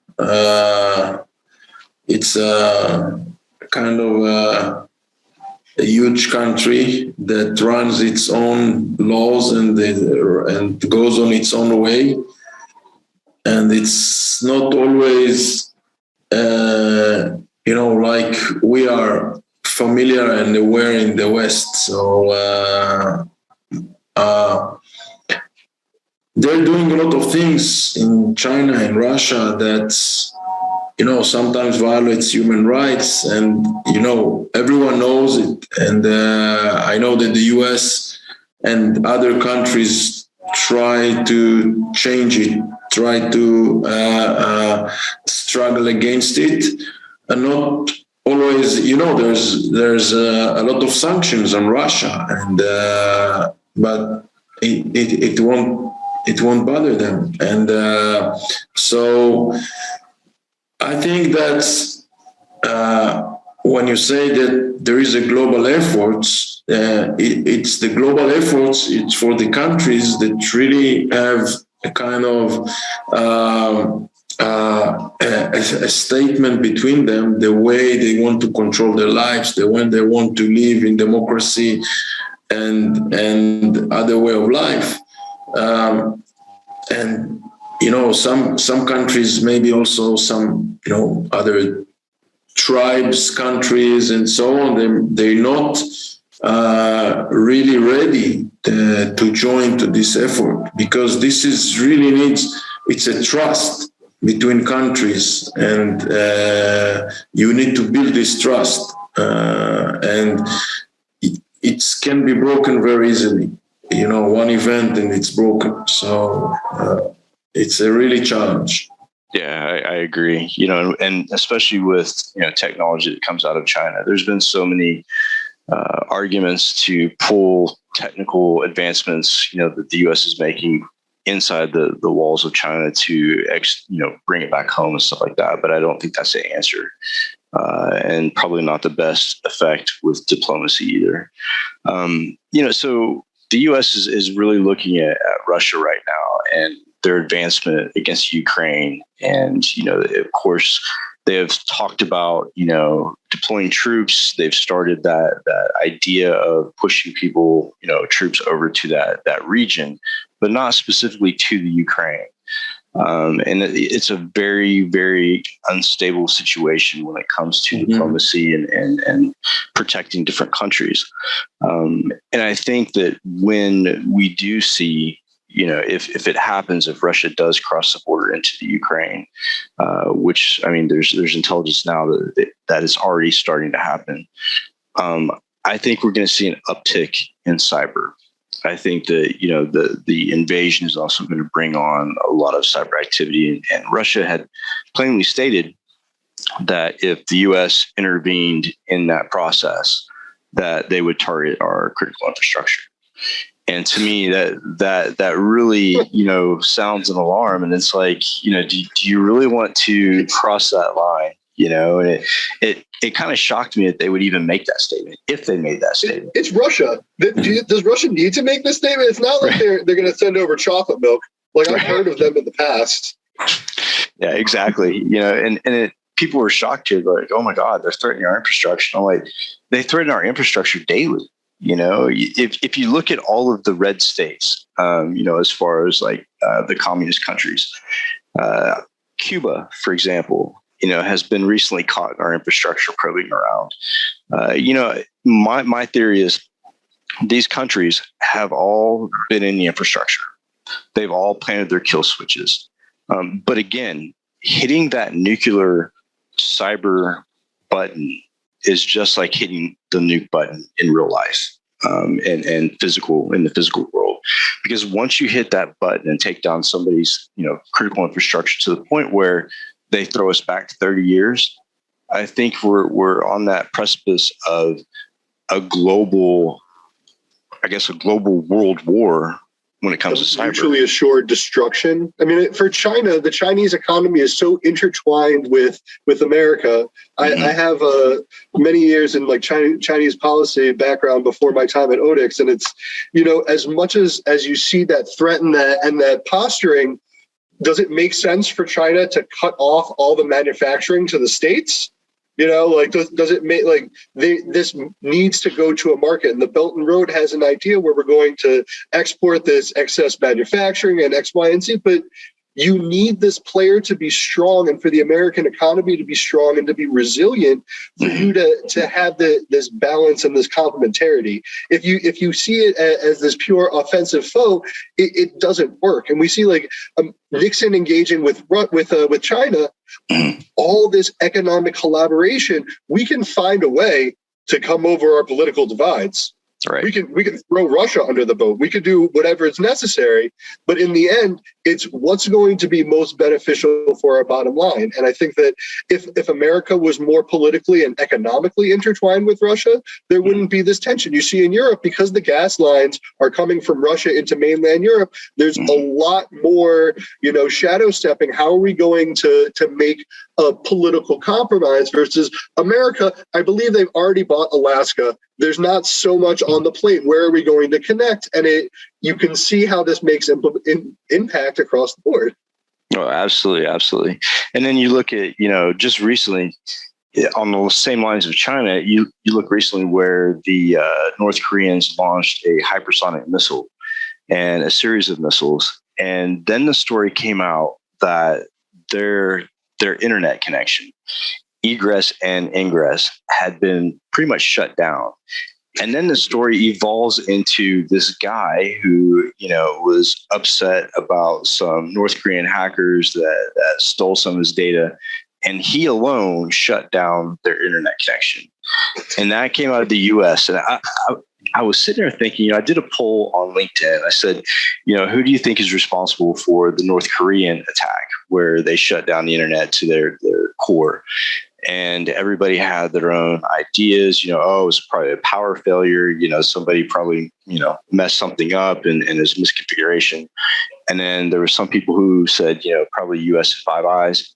But then the US came out after that and said, well, it's this one guy. We're not really sure who he is, but he took down the entire North Korean, government internet because he was upset. And I'm not sure if I buy that rhetoric. I don't know if I buy that story. To try and embarrass the North Korea. I mean, it shows more for their political prowess that they don't need to take down the North Koreans. Some jerk with a laptop watching Squid Games can make it work. But I think that we know that, the budgets, they're not spending it on agriculture. They're spending on some basic level of cyber defense that you would need something more substantial than somebody with a gripe. Right, exactly. And that was my thoughts. It was really convenient how the story came out. The man wasn't named, and basically it was one guy sitting at home. It was like a slap in the face to North Korea. Like, if he can do it, anybody can do it. And this is connected to what I said previously about the source of the attack. So assume that the US government would admit that they did it and they actually shut down the internet. It's maybe for the North Korean, it's a cause to start a war. I mean, it's an active war. And maybe they will start launching missiles to the US or whatever. But now when it's in the dawn and nobody knows exactly who was the guy and who stands behind him, and you cannot say 100%. So it just, you leave it in there. So it's left open. Yeah, it's that cat and mouse game that the U.S. has always played, that cloak and dagger espionage, where they hire a group or they hire an individual to carry something out. We've been really effective when it comes to overthrowing governments through coup, and it's not been traced back. The CIA is pretty infamous at doing stuff like that. And also, the leaking of tools that the government uses, like we saw the stuff being leaked, like Weeping Angel and stuff like that, into, realms like the shadow brokers and online, dark web brokers for those tools. And when that happened years ago, I thought, it's really convenient that it was leaked into these people's hands and disseminated around the world. It almost seemed like an intentional leak, and they blamed it on a contractor who had gone kind of rogue and then dumped it into the dark web. But I think that, a lot of countries are in that business of throwing those tools out there into specific people because they know who those tools will be used against. So it's also the ultimate equalizer, where in countries where you don't have the budget, you don't have the large-scale military-industrial complex to be able to provide for this war, you just need some smart, dedicated people with a problem and a desire to get out of there to really motivate them to make a significant impact. And I think that that's something that it's almost like the American dream. Anybody could take down your adversary. All you need is just the skills, and it's a very scary thought that if you put the time in and you get connected to these hacker groups and build up the gravitas, you could do this. You could be the guy who takes down North Korea. Yeah, exactly. And that's a scary thought, because at that point, everything that we've talked about as far as critical infrastructure and hitting hospitals and killing mass numbers of people, that could be in the hands of a group in Nigeria or, even in the US, and we can't control that. And I think that at some point, the world is going to have to sit back and say, look, cybersecurity and cyber threat is a global issue. No longer can we prosecute in specific countries and in specific courts. I think we're going to end up needing something like a global court where we have those laws on a global scale, and we set that precedence of, you do this is what's going to happen. And this is supported by every country that's part of the connected internet. I don't know what it's going to take to get to that point, but as a hacker, for the International Criminal Court, we're talking about prosecuting people for war crimes. And I spent a bunch of time in The Hague, and not only is the court very flawed intrinsically, but trying to get jurisdiction and trying to get America, Russia, China to join it is almost impossible. So to think of that we're going to integrate something like, the red alerts from the international police, and then somebody's going to hold it accountable, because what we keep on saying is these groups keep on going back and forth from where are they valuable in the legal sphere for the government versus when are they a rogue player. And I think that that's what's really tricky, that you can't say that they're on one side of the law, because until we can know what a terrorist is, what a freedom fighter is, what's the future leader of this country versus somebody who's a digital tyrant, it's very, very difficult to lay down the law. Yeah, and it's really convenient too, the way that we have the cyber law constructed in countries that prosecute and those that don't. And it's funny because as a hacker, we will choose where we launch our attacks from based on those laws. If I know that I can get away with an attack on North Korea from the US, that's where I'm going to commit that crime. If, I want to attack the US, of course, I'm going to go to a Russian network, because you have that protection. And I think the attackers are getting smarter when it comes to launching those specific attacks against countries. They're looking at the laws, they're studying the law and the prosecution and the precedents that's been set in those countries. And they're getting smarter about it. And I think that's a real problem as well. So, yeah, I think it's fascinating when you see, I think that there's this idea of hackers wearing sweatshirts in basements, and not this perception that they're very, very intelligent. If you're looking up the law and trying to mitigate your criminal accountability, or you're taking this deeper philosophical approach and you're working with nation states, and it's very, very complex. And I think that we need to change our idea of who these people are, what their ambitions are, what they're looking for, and what's the long game. It's not just this financial motivation and the background that can lead people into illicit cybercrime is very, very nuanced and not so different than, the military cyber hero who's going to be guiding our defense.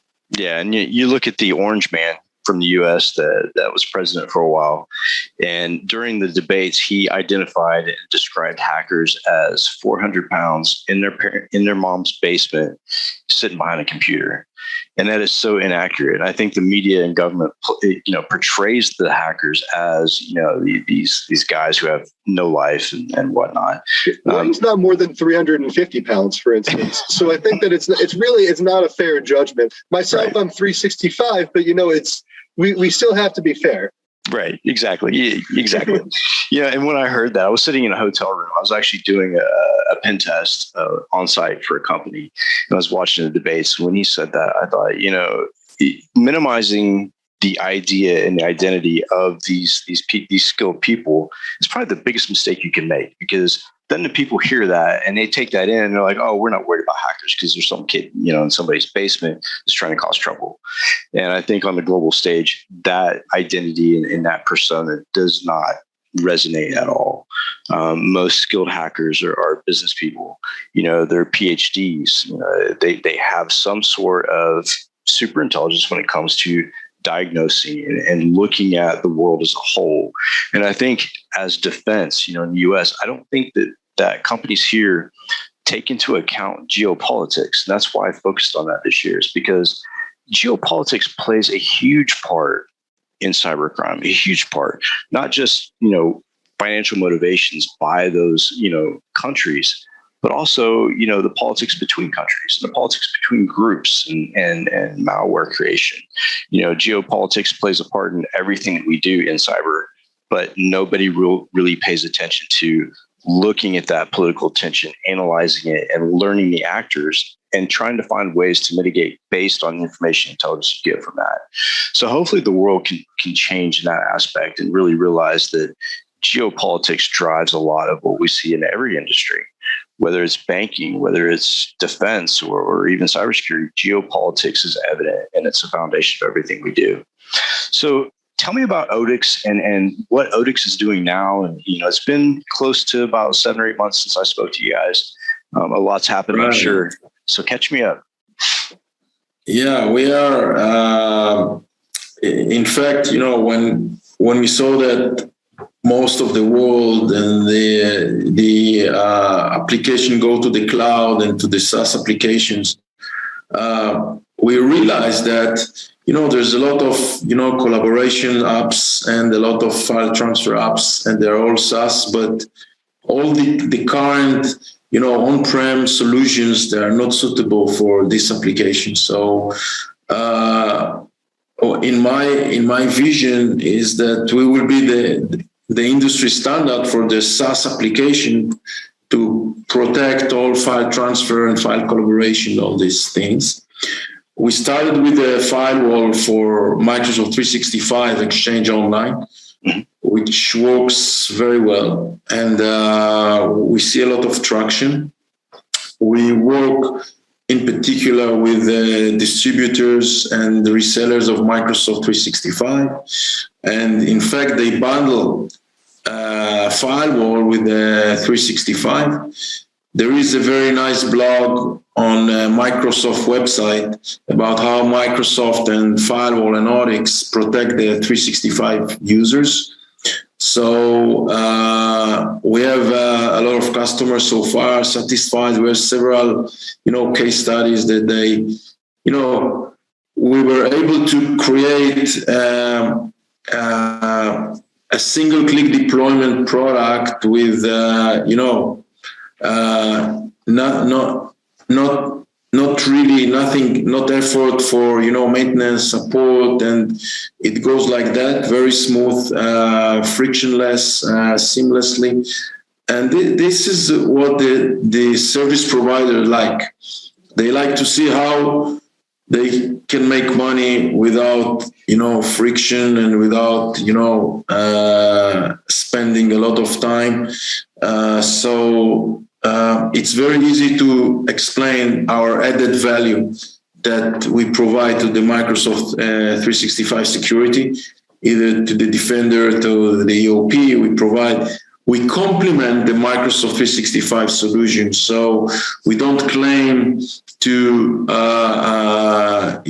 take out Microsoft, or we don't claim that, we have any conflict with their security, but we complement their solution in order to have a really a nice secured solution, in particular against ransomware that resides within files and goes, sometimes many levels down in nested files, and most of the tools today are not able to go after this. But since we are doing a real kind of deep file analysis and break the files and look after everything that's moving inside and that is suspicious, so we are able to track these attacks that are multi-level and nested files attacks and all this, which today are very common, and hackers also look at this domain as well. So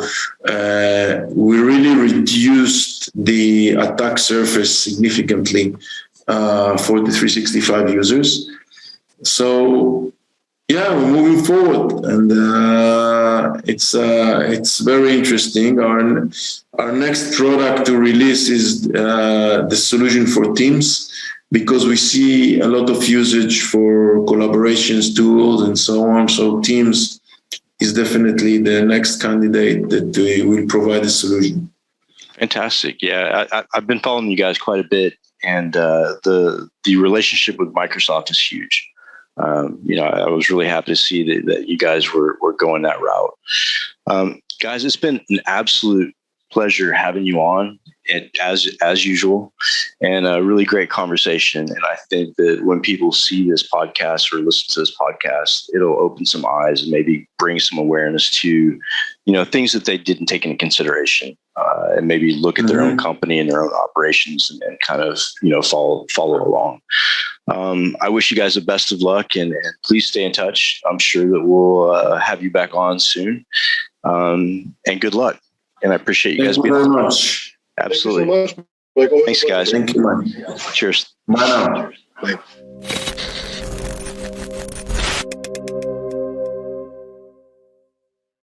CISO Talk, to hear how real-world CISOs are dealing with today's real-world issues.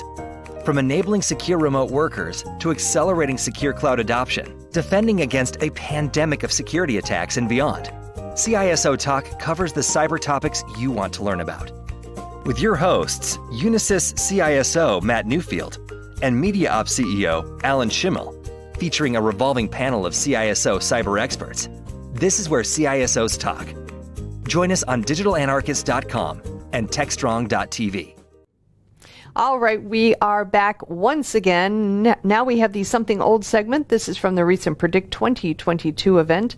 This one features Mark Galpin, who is the solutions architect lead over Tidelift. He's got a presentation titled Log4 Shell, What You Need to Know, and Is the Industry Ready? Very, very relevant topic given the events of the last few months, and hopefully there will be some takeaways in this presentation for you, especially if you are still dealing with the after effects of Log4j and Log4Shell. So great presentation. Let's go ahead and roll it now.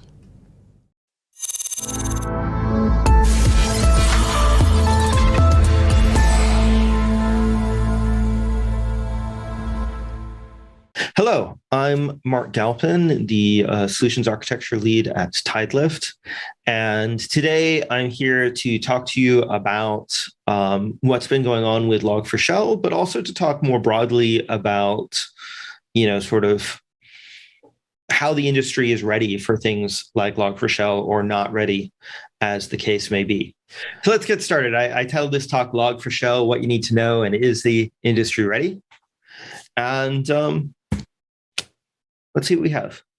So let's start with Log4j itself. Like, you can't really start understanding Log4Shell unless you understand clearly where it comes from and what Log4j actually is. Log4j is a popular library for logging things in Java applications. And I want to stress that it's a popular library for good reason. It works really, really well. It's got a lot of power and flexibility. And basically, nearly every enterprise organization that uses Java uses Log4j. Ernst & Young did an estimate that 93% of enterprise cloud environments and about 6.5% of all cloud workloads,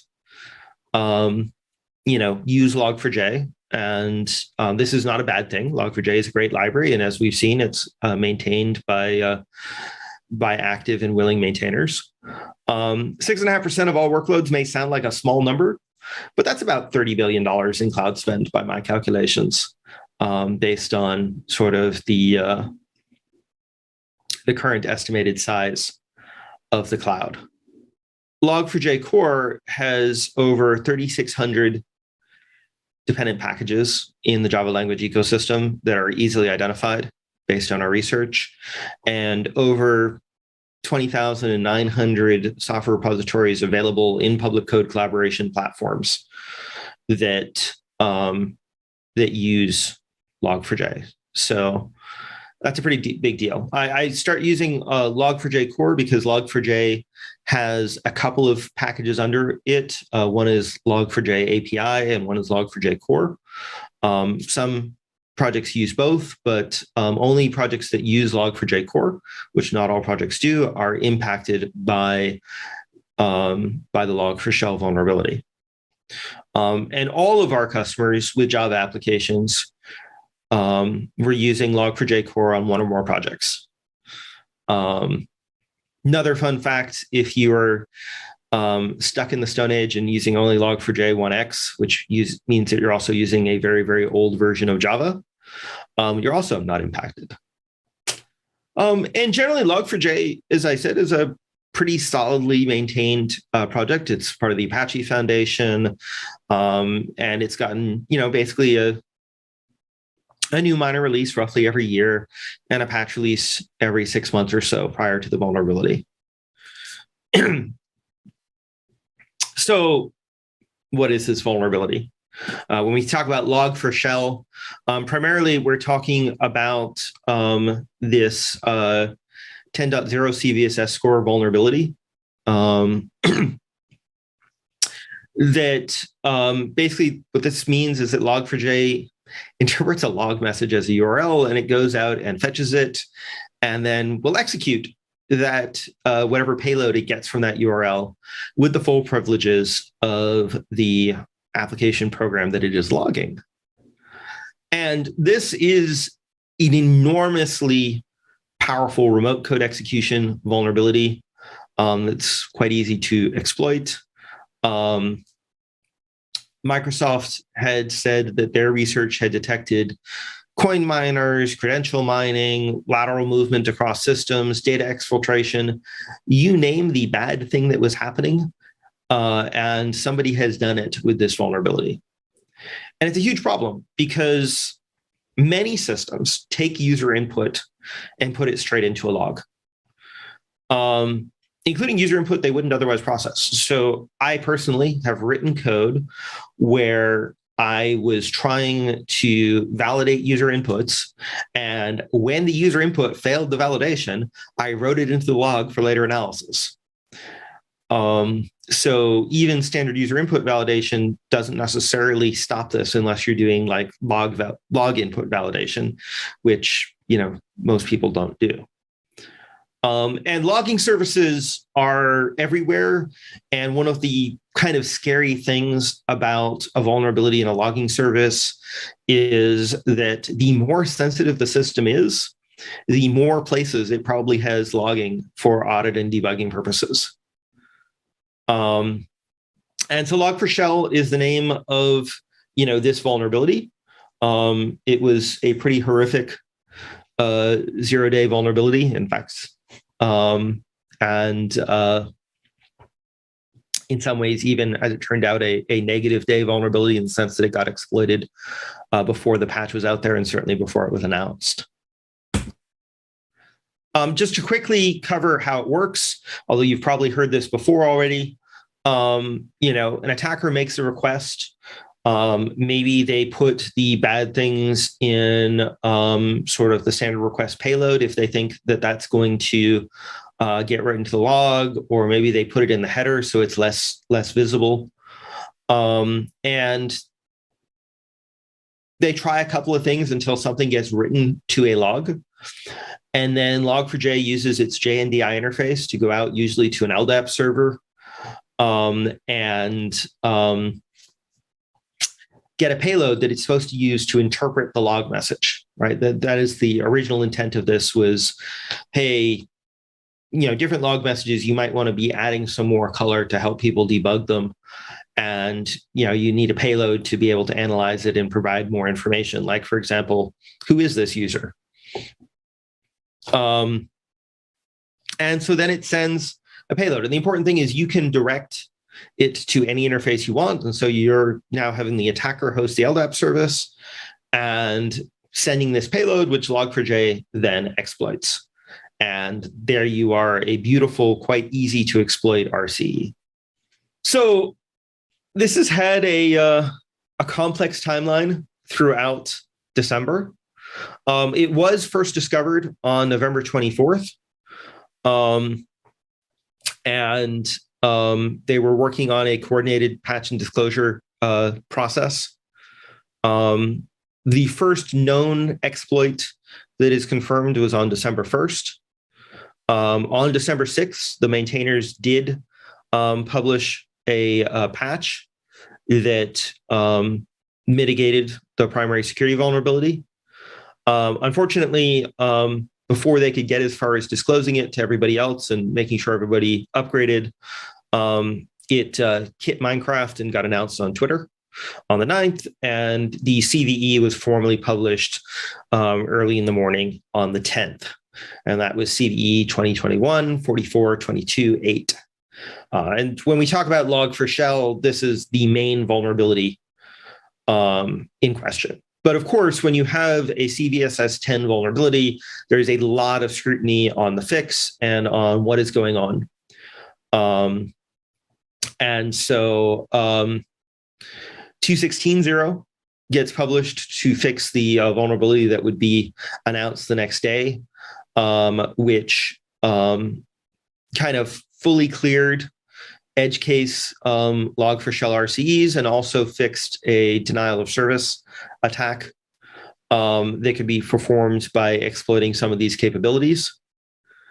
And then sort of that denial of service attack continues. You will see that mostly over time, the CVSS scores are going down as it gets harder and harder to practically exploit these issues, and fewer things are impacted.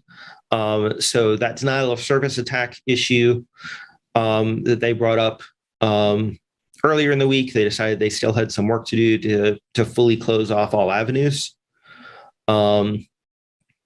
So that got fixed on the 17th and it was announced on the 18th. And then on the 28th, if the server configuration was controlled, they found one last issue that would allow the remote code execution issue And so that was announced and simultaneously fixed with 2.17.1.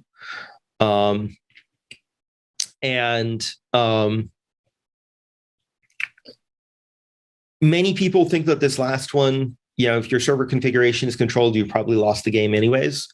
But, it's still worth doing it. And my recommendation, Tidelift's recommendation as a company to our customers, is that you upgrade to the latest appropriate version of Log4j for your version of Java. That is 2.3.2 if you're on Java 6, 2.12.4 if you're on Java 7, and 2.17.1 if you're on Java 8 or higher. And, that's kind of the dirty details of Log4Shell, but I also wanted to talk a little bit about the industry. And one of the exploits that gets talked a lot about kind of in the same paragraphs as Log4Shell is Heartbleed. And Heartbleed was a vulnerability in OpenSSL from back in the spring of 2014. At the time, it was estimated that it impacted about 17% of the world's servers. It should be noted that one of the reasons that percentage was so low is that a lot of people just weren't encrypting web traffic yet in 2014. I haven't managed to find any statistics of the amount of encrypted traffic that was impacted, but I would imagine that it was basically all of it. And by abruptly closing a connection, you could get 64K of random memory back from the server you're communicating with. And generally speaking, this will get you, other people's credentials and eventually probably some sort of admin credential or other sensitive information from that random memory. It was considered the greatest security vulnerability of all time in its day. Magnitude-wise, in terms of the percentage of the industry that had to deal with it, it was probably about the same as Log4Shell. I certainly remember having our security guy walk into the lab I was working in and basically say, whatever you think you're working on today, stop. And what you're actually going to be working on is helping us find all of the places where you're using OpenSSL and getting it ready to get patched so that Heartbleed will go away. Heartbleed was a little bit harder to exploit and a little bit easier to detect when being exploited, which is why most people consider Log4Shell worse today. And I think one thing to note about OpenSSL is that prior to the disclosure of Heartbleed, while OpenSSL was being maintained, the enthusiasm of the maintainers was definitely sort of on the downswing. Most end users of OpenSSL viewed it as an it just works library, and they weren't necessarily paying a lot of attention to updates. And it didn't really have a vibrant or active community helping to provide maintenance for it. One press account at the time described it as moribund as a project. I think that might be a little bit unfair to the maintainers, but certainly, a lot was being put on two people that weren't getting a lot out of it. Why do these two things get mentioned together? And I think the main reason they both get mentioned together is that they're both considered greatest of all time security vulnerabilities. They're both scenarios where they were issues in open source code that had been present for multiple years prior to discovery and disclosure. And they both required massive worldwide patching efforts. But the other reason that they're often compared is that they were both maintained by overworked, underpaid contributors. OpenSSL, according to my research, was getting about $2,000 a year in donations that was being shared across two maintainers. That is, at best, a pizza every week, basically, for each of those two maintainers. They could buy a single pizza for their family. That's not a lot. That's not even close to even the work they were doing before, there was a lot of attention with the security vulnerabilities. That's basically not paying them at all for all intents and purposes. And they were both massively used libraries. Basically, every computer in the world had OpenSSL on it in some format. And Log4j is in the top 10 to top 20 downloaded Java packages in the world. And Java is the most popular language in the enterprise for software development today, still. You have to ask yourself, these two things were 7.5 years apart. Did we learn anything? And the answer is, at some level, yes, we did learn things. The Linux Foundation, within weeks after Heartbleed, formed the Core Infrastructure Initiative to make sure that core operating system issues like OpenSSL had healthy and vibrant communities with paid maintainers. Also, it really started kicking off the idea of software component analysis and the importance of having tools to start looking at what the version of your open source is. And, it was a very, very, very hard thing to just figure out where OpenSSL was in all your software and how you were using it. And that really kind of, in my view, kickstarted an industry that had already existed, but hadn't really gotten much attention around, paying attention to software components. And even just in 2021, the White House, in fairly early 2021, published an executive order on cybersecurity that specified the importance of having a software bill of materials so you knew what software was, so that if a major vulnerability came down the pike, you would have a way to know as a consumer of that software that you were impacted. All that said, tracking and using software bills of materials is definitely not universal today. It is still very much in its infancy throughout the software industry. And knowing what to do with those software bills of materials when you get them is even more so in its infancy. And perhaps even more importantly, despite awesome efforts like the Linux Foundation Core Infrastructure Initiative, most maintainers, even of very, very important libraries, including Log4j, are unpaid.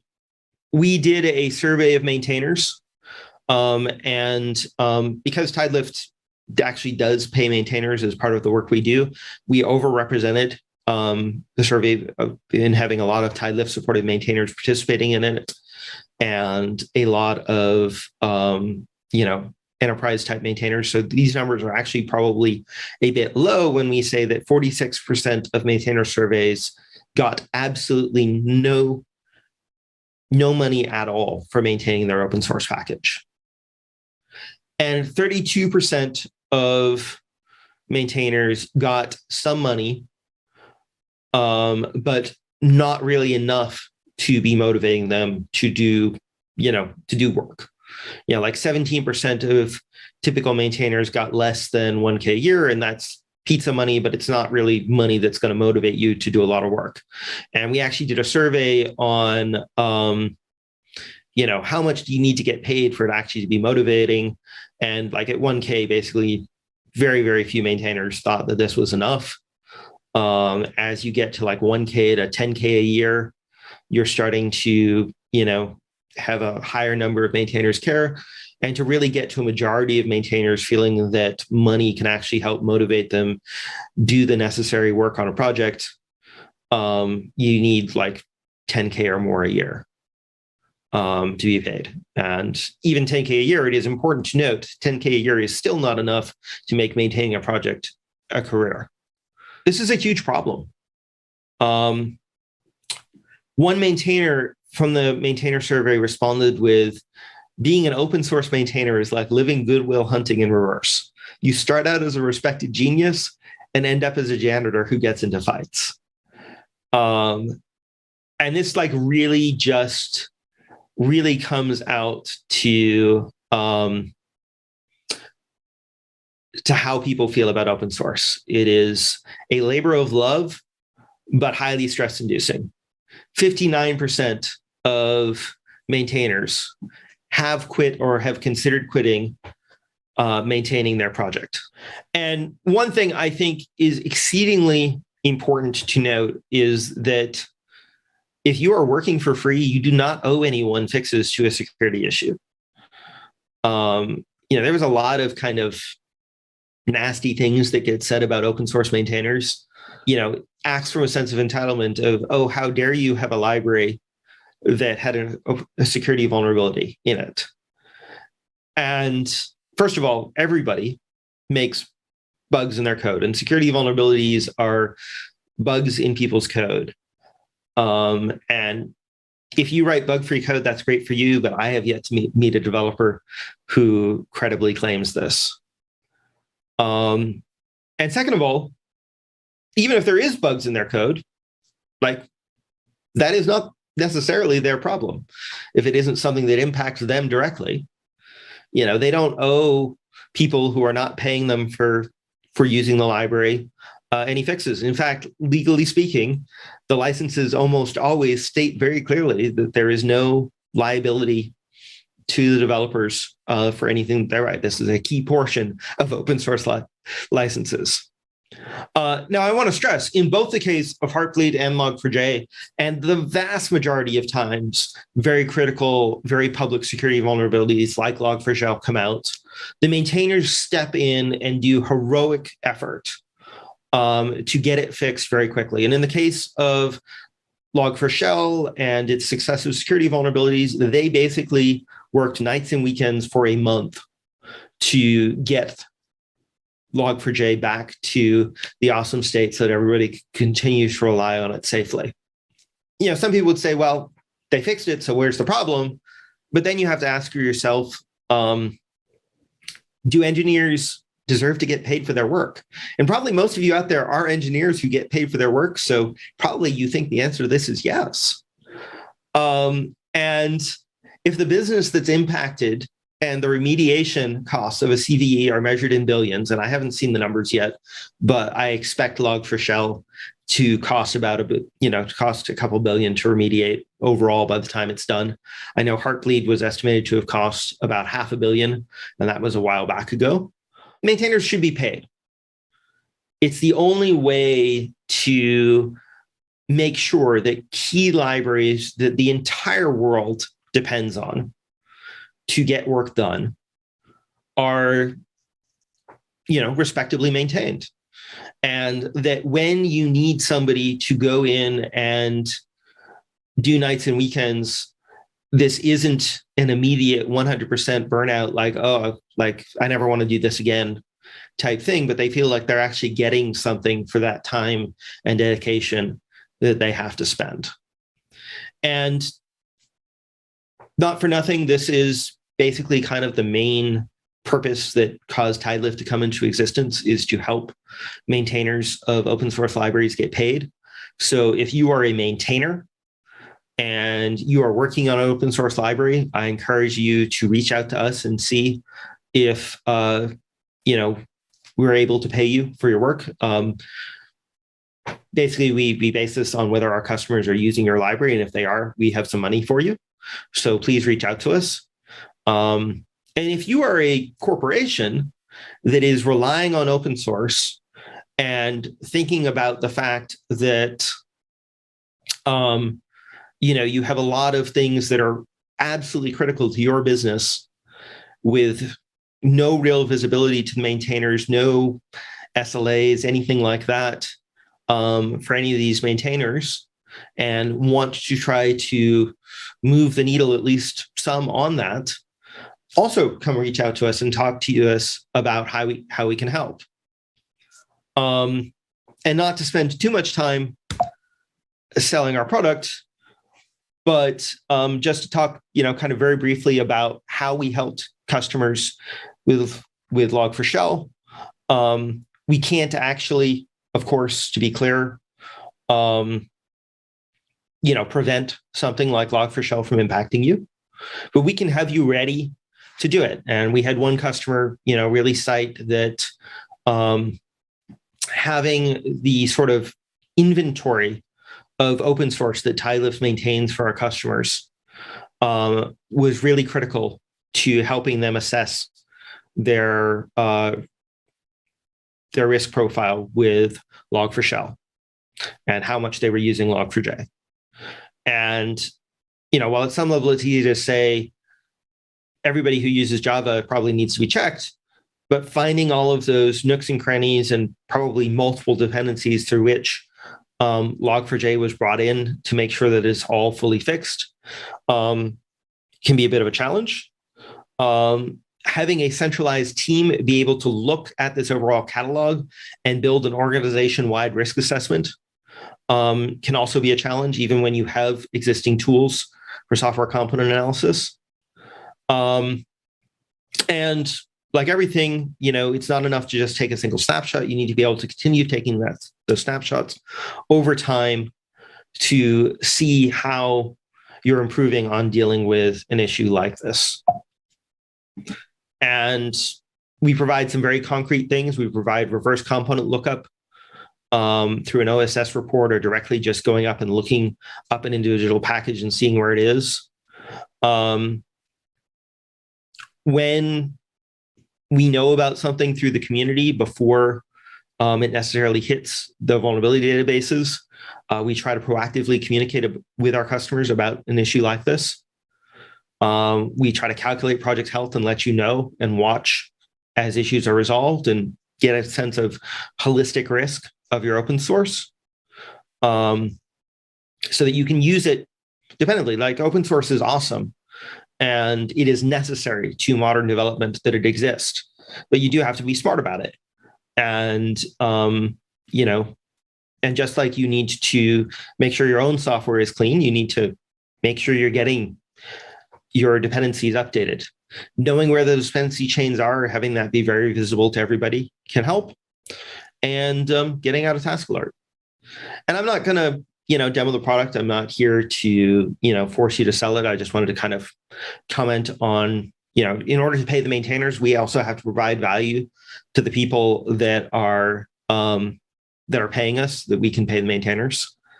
And 60%, by the way, of our revenue goes to maintainers.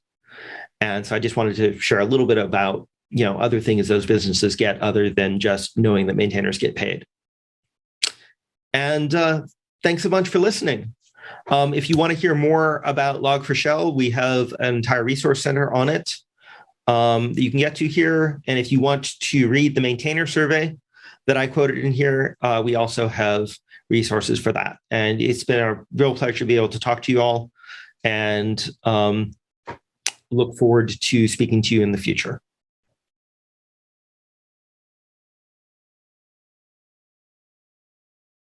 Hey, everybody. Happy Tuesday. This is Charlene O'Hanlon, and I'm here now with the headlines. First up, on DevOps.com, we take a look at how observability can improve gaming. Competition in the gaming industry is becoming increasingly costly. To attract new players, millions of dollars are spent on user acquisition, development, and cloud infrastructure. As the space becomes more expensive, revenue and cost optimizations can become a matter of survival. The cost to businesses because of server outages, game response lag, or generally poor performance can equate to billions of market cap of gaming companies. The value of observability in modern games is about ensuring that revenue opportunity is not missed in a costly operating landscape. Observability assures that all investment spent on user acquisition is protected and that gaming user is maximized. And user experience depends not only on how the game's UI is performing, but also on the entire gaming environment performance and reliability. This article looks at the many ways in which observability can be beneficial to gaming companies, from measuring the user experience to the impact on in-gaming commerce and what organizations need in their observability tooling to gain the most benefit. And we have everything you need to know about Cookie Cutter, the templating library for creating project boilerplates in any programming language. When individuals, teams, and organizations create projects, they must follow consistent standards so that those projects are easily readable and searchable. Templates accelerate the code writing process too, since developers are able to spend less time on setup and can get straight to the actual implementation. Cookie Cutter is a Python package, easily installable with pip or other package managers. It enables you to create and use templates for microservices and other software projects. It is a command line tool that doesn't require knowledge of Python to use. Cookie Cutter is widely used among software engineers, researchers, data scientists, and other technical roles. There is so much more to learn about Cookie Cutter, and this article goes into a number of fun facts, as well as the features of Cookie Cutter, its limitations, and alternatives to the tool.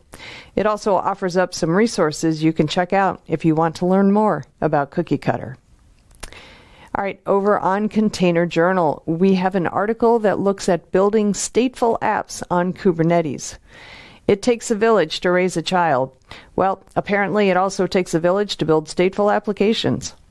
This article was written by the chair of the CNCF Storage Technical Advisory Group, who notes that increasingly product owners, system architects, platform engineers, cloud developers, and those overseeing digitization care more about how state is handled in Kubernetes.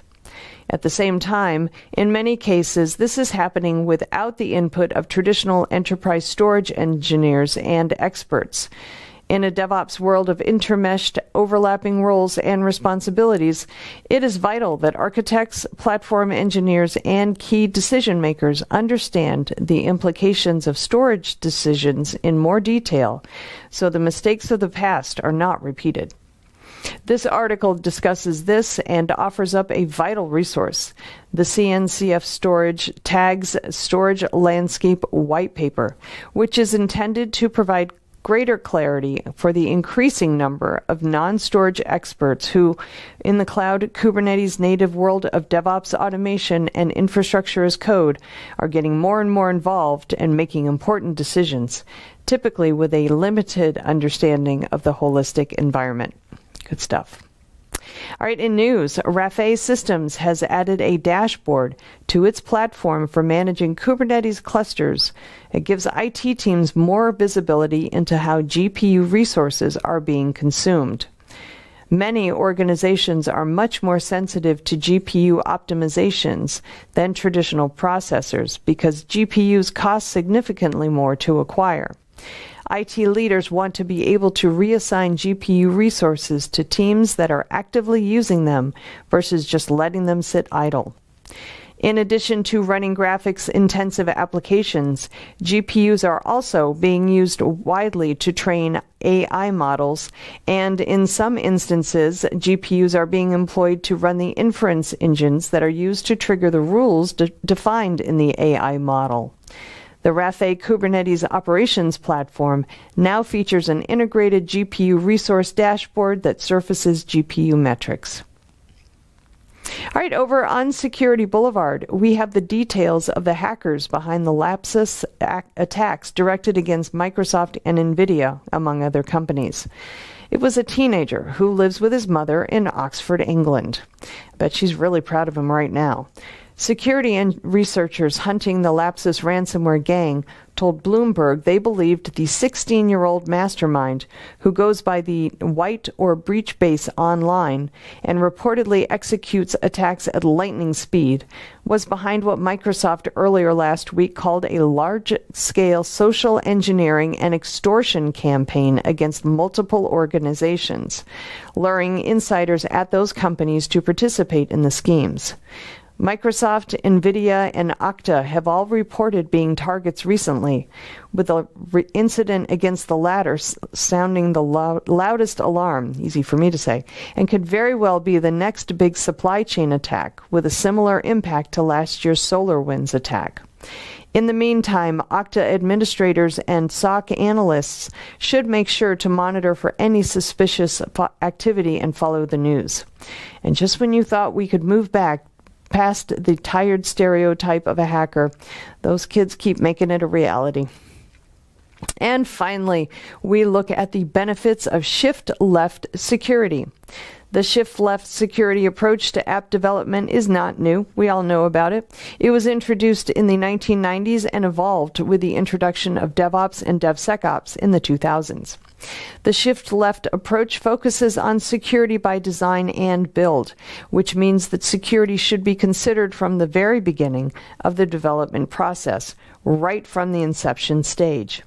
Unlike other approaches, which only start to tinker with security features at the testing stage, shift-left application security develops measures, countermeasures, understands vulnerabilities, and brainstorms potential attack vectors right from the very moment someone somewhere got the idea for the product. This approach can be applied to any type of software development, but it is especially important for organizations that are developing software products that are subject to regulatory compliance or that have a high risk of data breach. This article details shift-left security from an organizational and developmental perspective and offers up some takeaways for organizations to consider in shifting to shift-left security. All right, that's it for the headlines. Please check back with me on Thursday when we'll have a fresh new batch for you. Until then, I hope everybody has a great day, and please, whatever you do, stay safe. This is Digital Anarchist. Hey everybody, welcome back to TechstrongTV. I'm Charlene O'Hanlon, and I'm here once again with Caleb Merriman, who is the CISO and VP over at Dell Tech. Caleb, thanks for being on TechstrongTV with me again. Welcome back. Absolutely. Thanks for the invitation. You bet. I think last time we spoke was maybe about a year ago. And so before we kind of dive into today's conversation, I wonder if you can remind us all what Dell Tech does.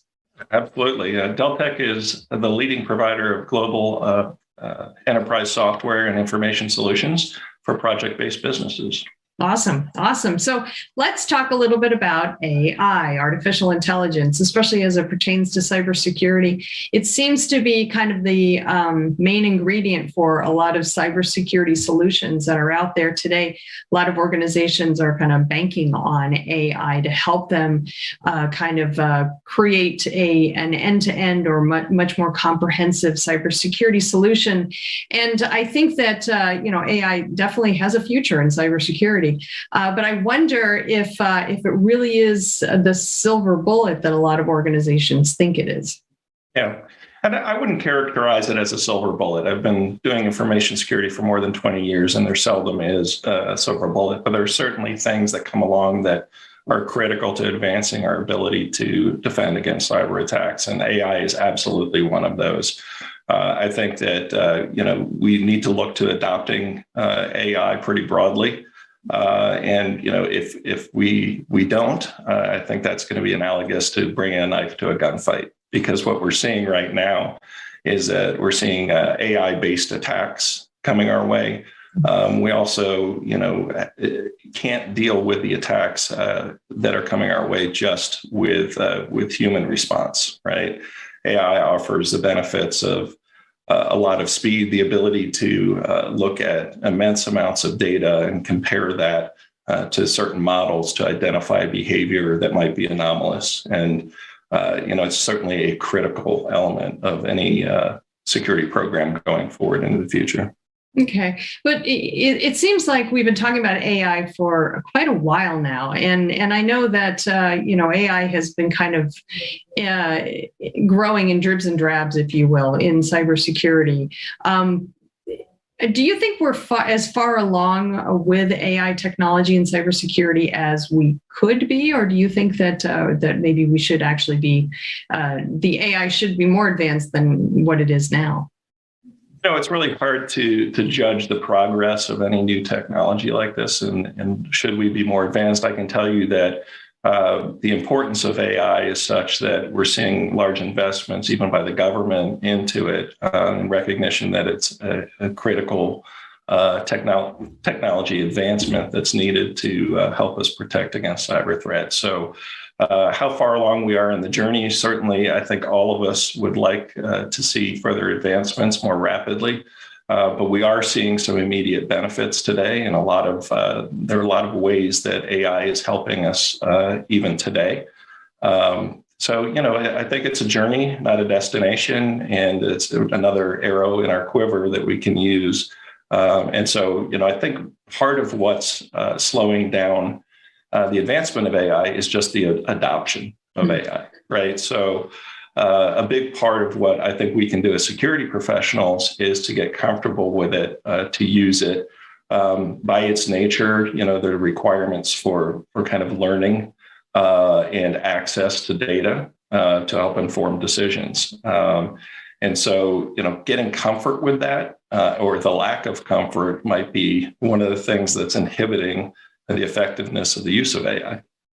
So I wonder if part of that also stems from the fact that we've got pretty much every cybersecurity company out there saying that their technology is infused with AI or is AI driven or whatever.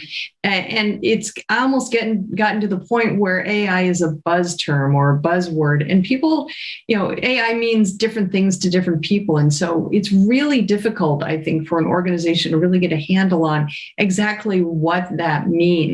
So do you think that there's maybe a way that the industry as a whole can kind of clear up the confusion, if you will, and help folks understand that AI is great, but it is not the be all end all for cybersecurity? Absolutely. And, as we kind of touched on a little bit earlier, it's certainly not a silver bullet. It doesn't replace, some of the basic hygiene that needs to be in place. And, it's not going to solve every security problem, but it certainly is something that adds value. And it is a bit of a buzzword, certainly, but I think there are technologies and instances where it's being used today rather effectively. I think of like EDR, right? So, back in the day, we used to rely on kind of signature-based antivirus, for example. Today, a lot of modern endpoint detection and response systems use some kind of artificial intelligence to take in, really behavioral analytics type of data. And, that helps to, identify when there is anomalous behavior and then take action on it in a way that a human couldn't, right? Even a team of human beings couldn't possibly process all of the normal transactions that happen every day and characterize that and build a model in a way that it can be compared to a real-time transaction. And, that's just something that artificial intelligence gives us that we just can't get through a team of humans. And not to mention that today there's certainly more information security jobs than there are people to fill them. So anytime we can automate some of that decision making away, it gives us a little bit of an advantage. Yeah, absolutely. I mean, we've been having many conversations here about the fact that there just aren't enough qualified security personnel. And that's a whole other conversation because I think there are a lot of different, facets to that. But do you see any areas where AI is kind of maybe not where it should be when it comes to cybersecurity? And I ask that because I feel like we're kind of using AI as a blanket term here, and it would be really helpful, I think, if folks really understood where AI just really hasn't come into its own. Yeah, and I think part of that is just an understanding of where I think, the artificial intelligence is best applied, right? And so there may be expectations for the technology that may be misplaced even, right? And so, it feels to me like a lot of people think that this is going to solve all of our problems. When in fact, it's a narrow band of issues that it really can assist with. Employing artificial intelligence absolutely increases our speed, right? Our ability to analyze data, our ability to model that data, and then to take some actions. And that's applied well in areas like, as we talked about, endpoint detection and response. It's also great at attacking against bots, right, by examining network traffic for anomalous behavior.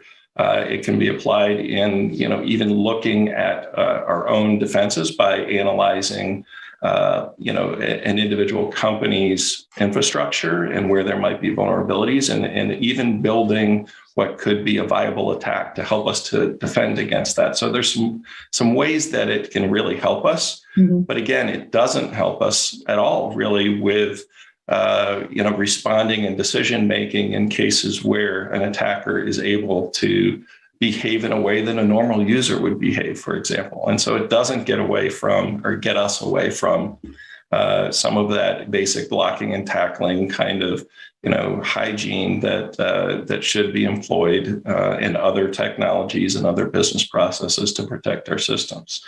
And so, difficult for me to say that AI is a failure. I see it as an essential element to a robust cybersecurity program in the future, but it should not be oversold as the solution to all of our problems. Certainly, it's not well suited to make all of our decisions for us. But again, I think what's holding us back most is failure to adopt and rely on it. And where I see the biggest challenge, Charlene, is that people are comfortable with using artificial intelligence as a detective control, mm-hmm. but often hesitate to allow it to be used as a preventative control or a responsive control. And what I mean by that is, we're fine with an AI system giving us an alert that something's wrong, mm-hmm. but we often hesitate to allow the system to make a decision and implement corrective action. And that's the hump that I think we have to get over is really having some confidence in it and allowing AI to do more for us. Yeah, I think we're all just a little paranoid of the rise of the machines per se, and right. and I hate to say, it sounds like I'm making light of it, but I honestly think that there's a heavy dose of paranoia when it comes to AI, and that could just be again that lack of understanding as to what the technology really is, and between the misinformation about AI is going to take over our jobs to, AI is going to take over the world. I think we're going to have, I think AI's got a real PR problem, but I think that as we do become more comfortable with the technology and we do understand that at the end of the day, we humans are the ones who are actually running the AI to help us, not to take over the world. I think that we will see a more widespread adoption. Do you think that that's going to be something that is way, way far out in the future, like the next 5 to 10 years, or I guess that's way far out in security speak, but or do you think that we're going to get over that hump sooner rather than later and really bring AI deeper into the cybersecurity fold? I think we're going to be forced to adopt it more rapidly. As I think I mentioned earlier, we see attackers using artificial intelligence as well. And so, again, it would be like bringing a knife to a gunfight to ignore the benefits of artificial intelligence and pretend that we can thwart an attack that is sophisticated and uses that kind of technology without using it ourselves. And so, we are using it in some limited capacity today at Deltek, and I definitely see that there is a need to continue to advance and expand our use of artificial intelligence, into the future. Well, it really, at the end of the day, makes sense, and if we are going to at the very least keep up with cyber attackers, we're going to have to adopt some form of AI in a much greater capacity than a lot of organizations are today. And these are very, very interesting times that we live in. So I expect that your prediction is going to come true, that we will be adopting it sooner rather than later. But we will have to wait and see, I guess. Caleb, thank you so much for having the conversation with me. As always, I do appreciate it. I enjoyed it. Thank you. All right, everybody, please stick around. We've got lots more TechStrong TV coming up, so stay tuned.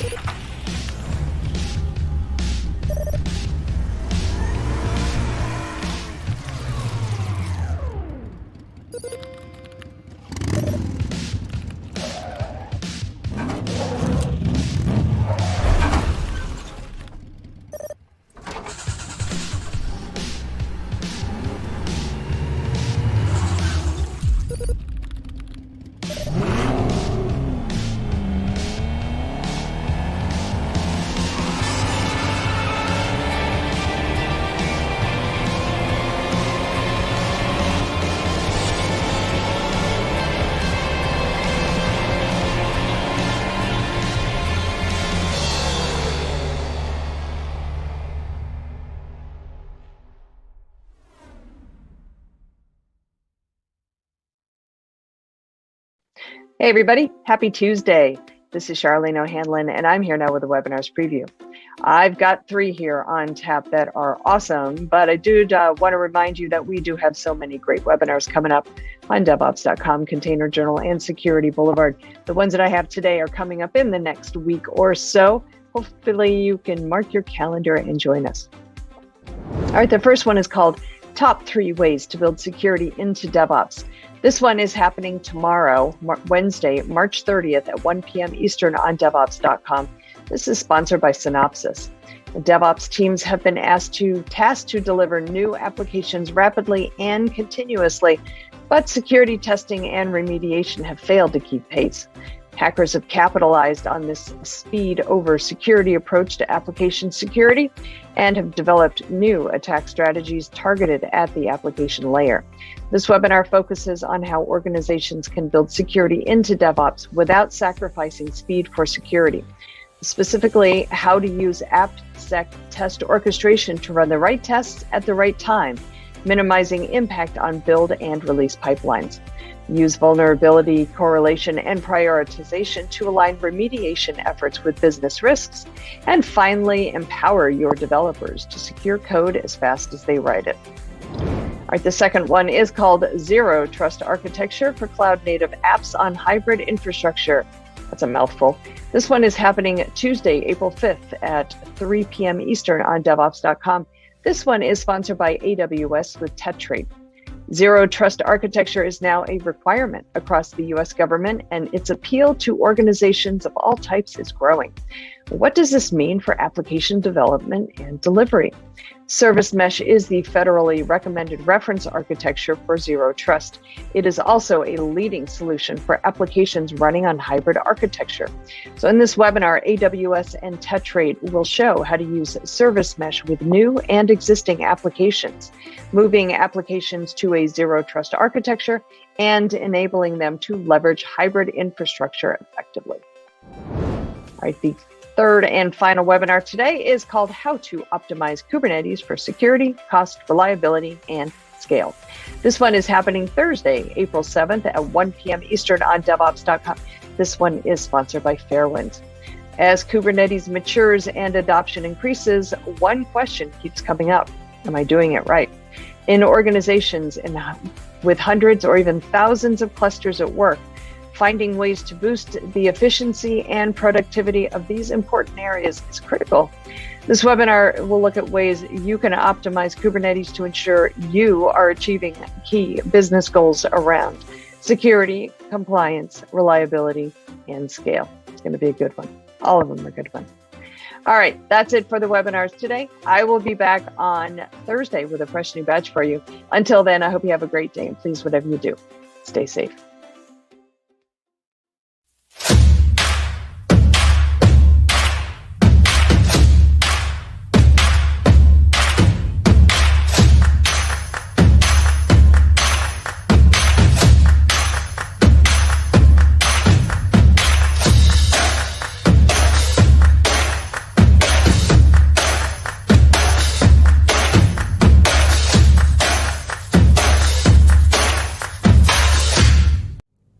All right, we're back, everybody. Rounding out today's TechstrongTV broadcast, we have The View with Vizard. In this one, Mike Vizard speaks with Jennifer Dennard, who is the COO of Range, and she reminds us why it's important to have fun with DevOps. Interesting conversation, interesting topic indeed. Let's go ahead and roll it now. This is Digital Anarchist. Hey guys, thanks for the throw. We're here with Jennifer Dennard, who's the COO of Range, and we're going to talk about play and DevOps. And there's 2 words you don't often hear together, so let's see how this goes. Jennifer, welcome to the show. Thanks for having me. Excited to be here. They say if you do something you enjoy, you never work a day in your life. I know there's a lot of DevOps engineers that feel like they work hard, but how do we kind of make this whole thing more enjoyable and maybe introduce the idea that perhaps we should be playing at work? Yeah, I think we can all get kind of serious about work and forget that Most of the time it's actually not heart surgery. And we can take breaks, we can kind of engage with one another. And that's part of what a lot of folks enjoy about work, is working on a team and being able to build that sense of camaraderie and working towards a shared purpose. And so a lot of what we think about at Range is how you help establish that sense of shared purpose and that sense of community with one another. And play can be a really key part of that. And play sounds fancy. It's simple things like playing online games together, like drawing games, or having kind of remote offsites, things of that nature that really build a sense of connection and let you let your guard down during the work hours. Right. And how do you accomplish that? I mean, I know you guys launched this thing called Team Guild, but what exactly does that do? And I mean, I know the concept of a guild, but that's usually just a bunch of people who work together on something. So what are we trying to do here? Guild is exactly that. It's a bunch of people that work together on something. And in this case, it is focused on teamwork. I like to think that it was one of my better ideas because oftentimes leaders or HR folks feel the burden of thinking of all the ideas themselves and really supporting the team in a way that is kind of everything provided for the team. And my idea around the Teamwork Guild was that it should be a distributed responsibility, that lots of folks care about what it's like to work at our organization, and we can all be a part of that, and that they'll come up with way more fun ideas than I have. So when we thought about the Teamwork Guild, we really set it up where we have a few different roles on the guild. Some folks are responsible in thinking about communication, others focused more on how we collaborate, some on celebration, like celebrating wins or launches, and then some dedicated more to play and how we kind of build that muscle with one another. So it's folks from across the company in different sets of responsibilities, some on marketing, some on engineering, and really kind of coming together to help the team work better together. And is this like a place on the web where we all meet? Because we have DevOps platforms and they have collaboration tools built into them. So what's different about this particular idea or approach? Yeah, so Teamwork Guild for us is really just an internal team. So this is actually based on some of the best practices from inclusion and diversity work, where having multiple people from the company involved in a problem makes it much more likely to be successful. So it's just like a regular squad on your team, but it's specifically focused on teamwork. Now, of course, at Range, we also use our product Range to help facilitate some of that teamwork and team building exercises. But the Teamwork Guild itself is really just another team internally at our company. All right. And for those that don't know what Range is, and you guys provide a platform that's used within the DevOps community, but exactly what is Range? Yeah, so Range is a human tool for remote work. So we help teams build a foundation of asynchronous communication through check-ins, very similar to stand-ups. We help improve your live communication through meeting facilitation. I like to say no more pointless meetings. And we help build a culture around team building and helping folks connect with one another. So we really make remote work effective and enjoyable. So play for the sake of play, a lot of senior leaders may look at that askance, but ultimately, this is kind of a leadership building exercise, isn't it? Yeah, it is. And it's been really valuable for our team in terms of actually improving our effectiveness and productivity at other times.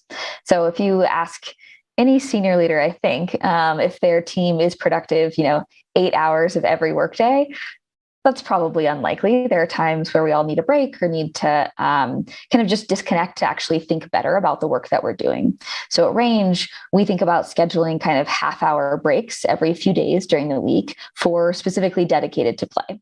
And they're optional meetings. Turns out mandating play is no better than mandating anything else. And this is a time where folks can come together and just relax. We do different types of games, sometimes drawing games, sometimes there's a geo-guesser game where you kind of guess where you are in the world based on videos.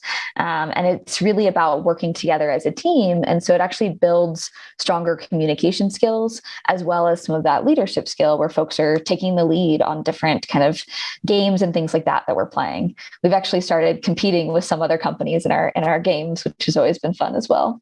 Mm-hmm. Do you think that this kind of closes the gap between this age of remote work that we're in today and people are constantly working at home, or sometimes that's all they know and they get maybe lost in the system or maybe lonely for that matter?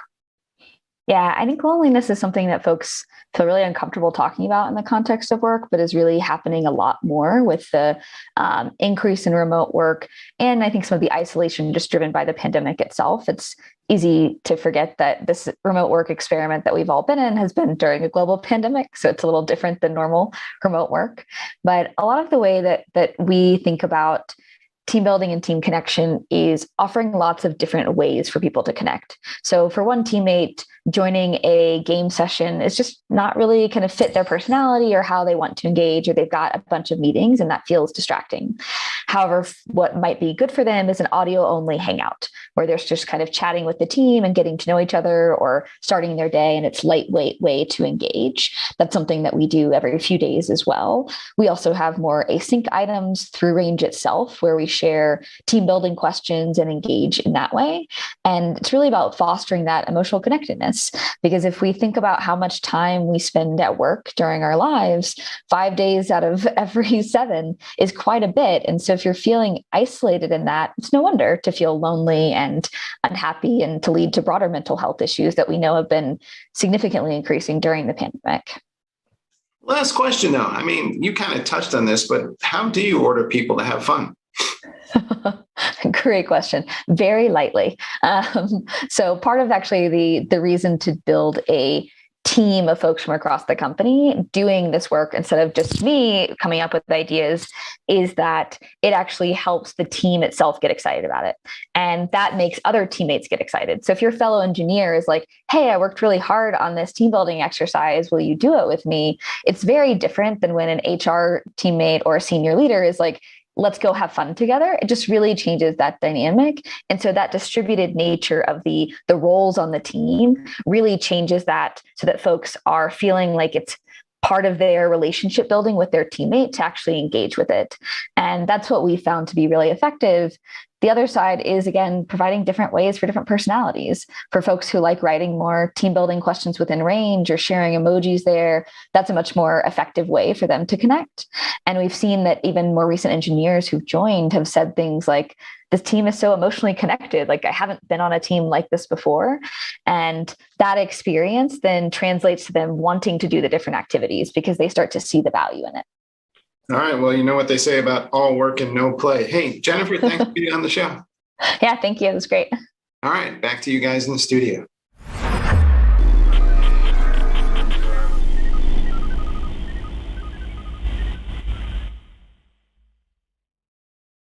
SecurityBoulevard.com is the leading resource for news, analysis, and education on challenges facing the cybersecurity industry. SecurityBoulevard.com covers all aspects of cybersecurity, including data security, DevSecOps, cloud security, application security, network security, security threats, and more. SecurityBoulevard.com has the largest selection of security content, featuring breaking news, blog posts, podcasts, and more. Visit www.securityboulevard.com to learn more. SecurityBoulevard.com, home of Security Bloggers Network.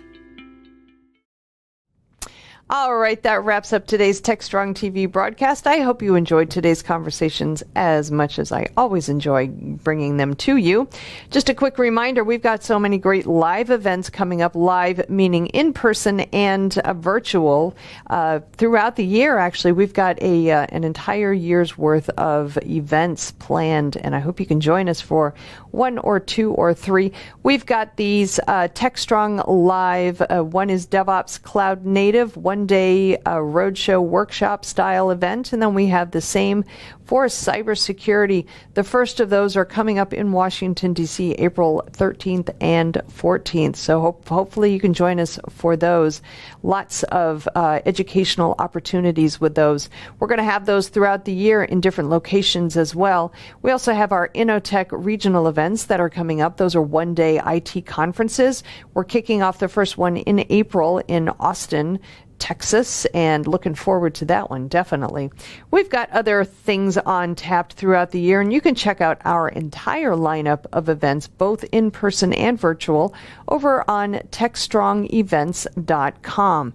And you can check out the agendas for the events, the lineup of speakers, and register. So hopefully I'll see you at 1 or 2 or 3 or even more of those events throughout the year. I know I'll be at a lot of them, so hopefully you can too. And that's it for today's TechStrong TV broadcast. We'll be back on Thursday with a brand new show. Until then, I hope everybody has a great day, and please, whatever you do, stay safe.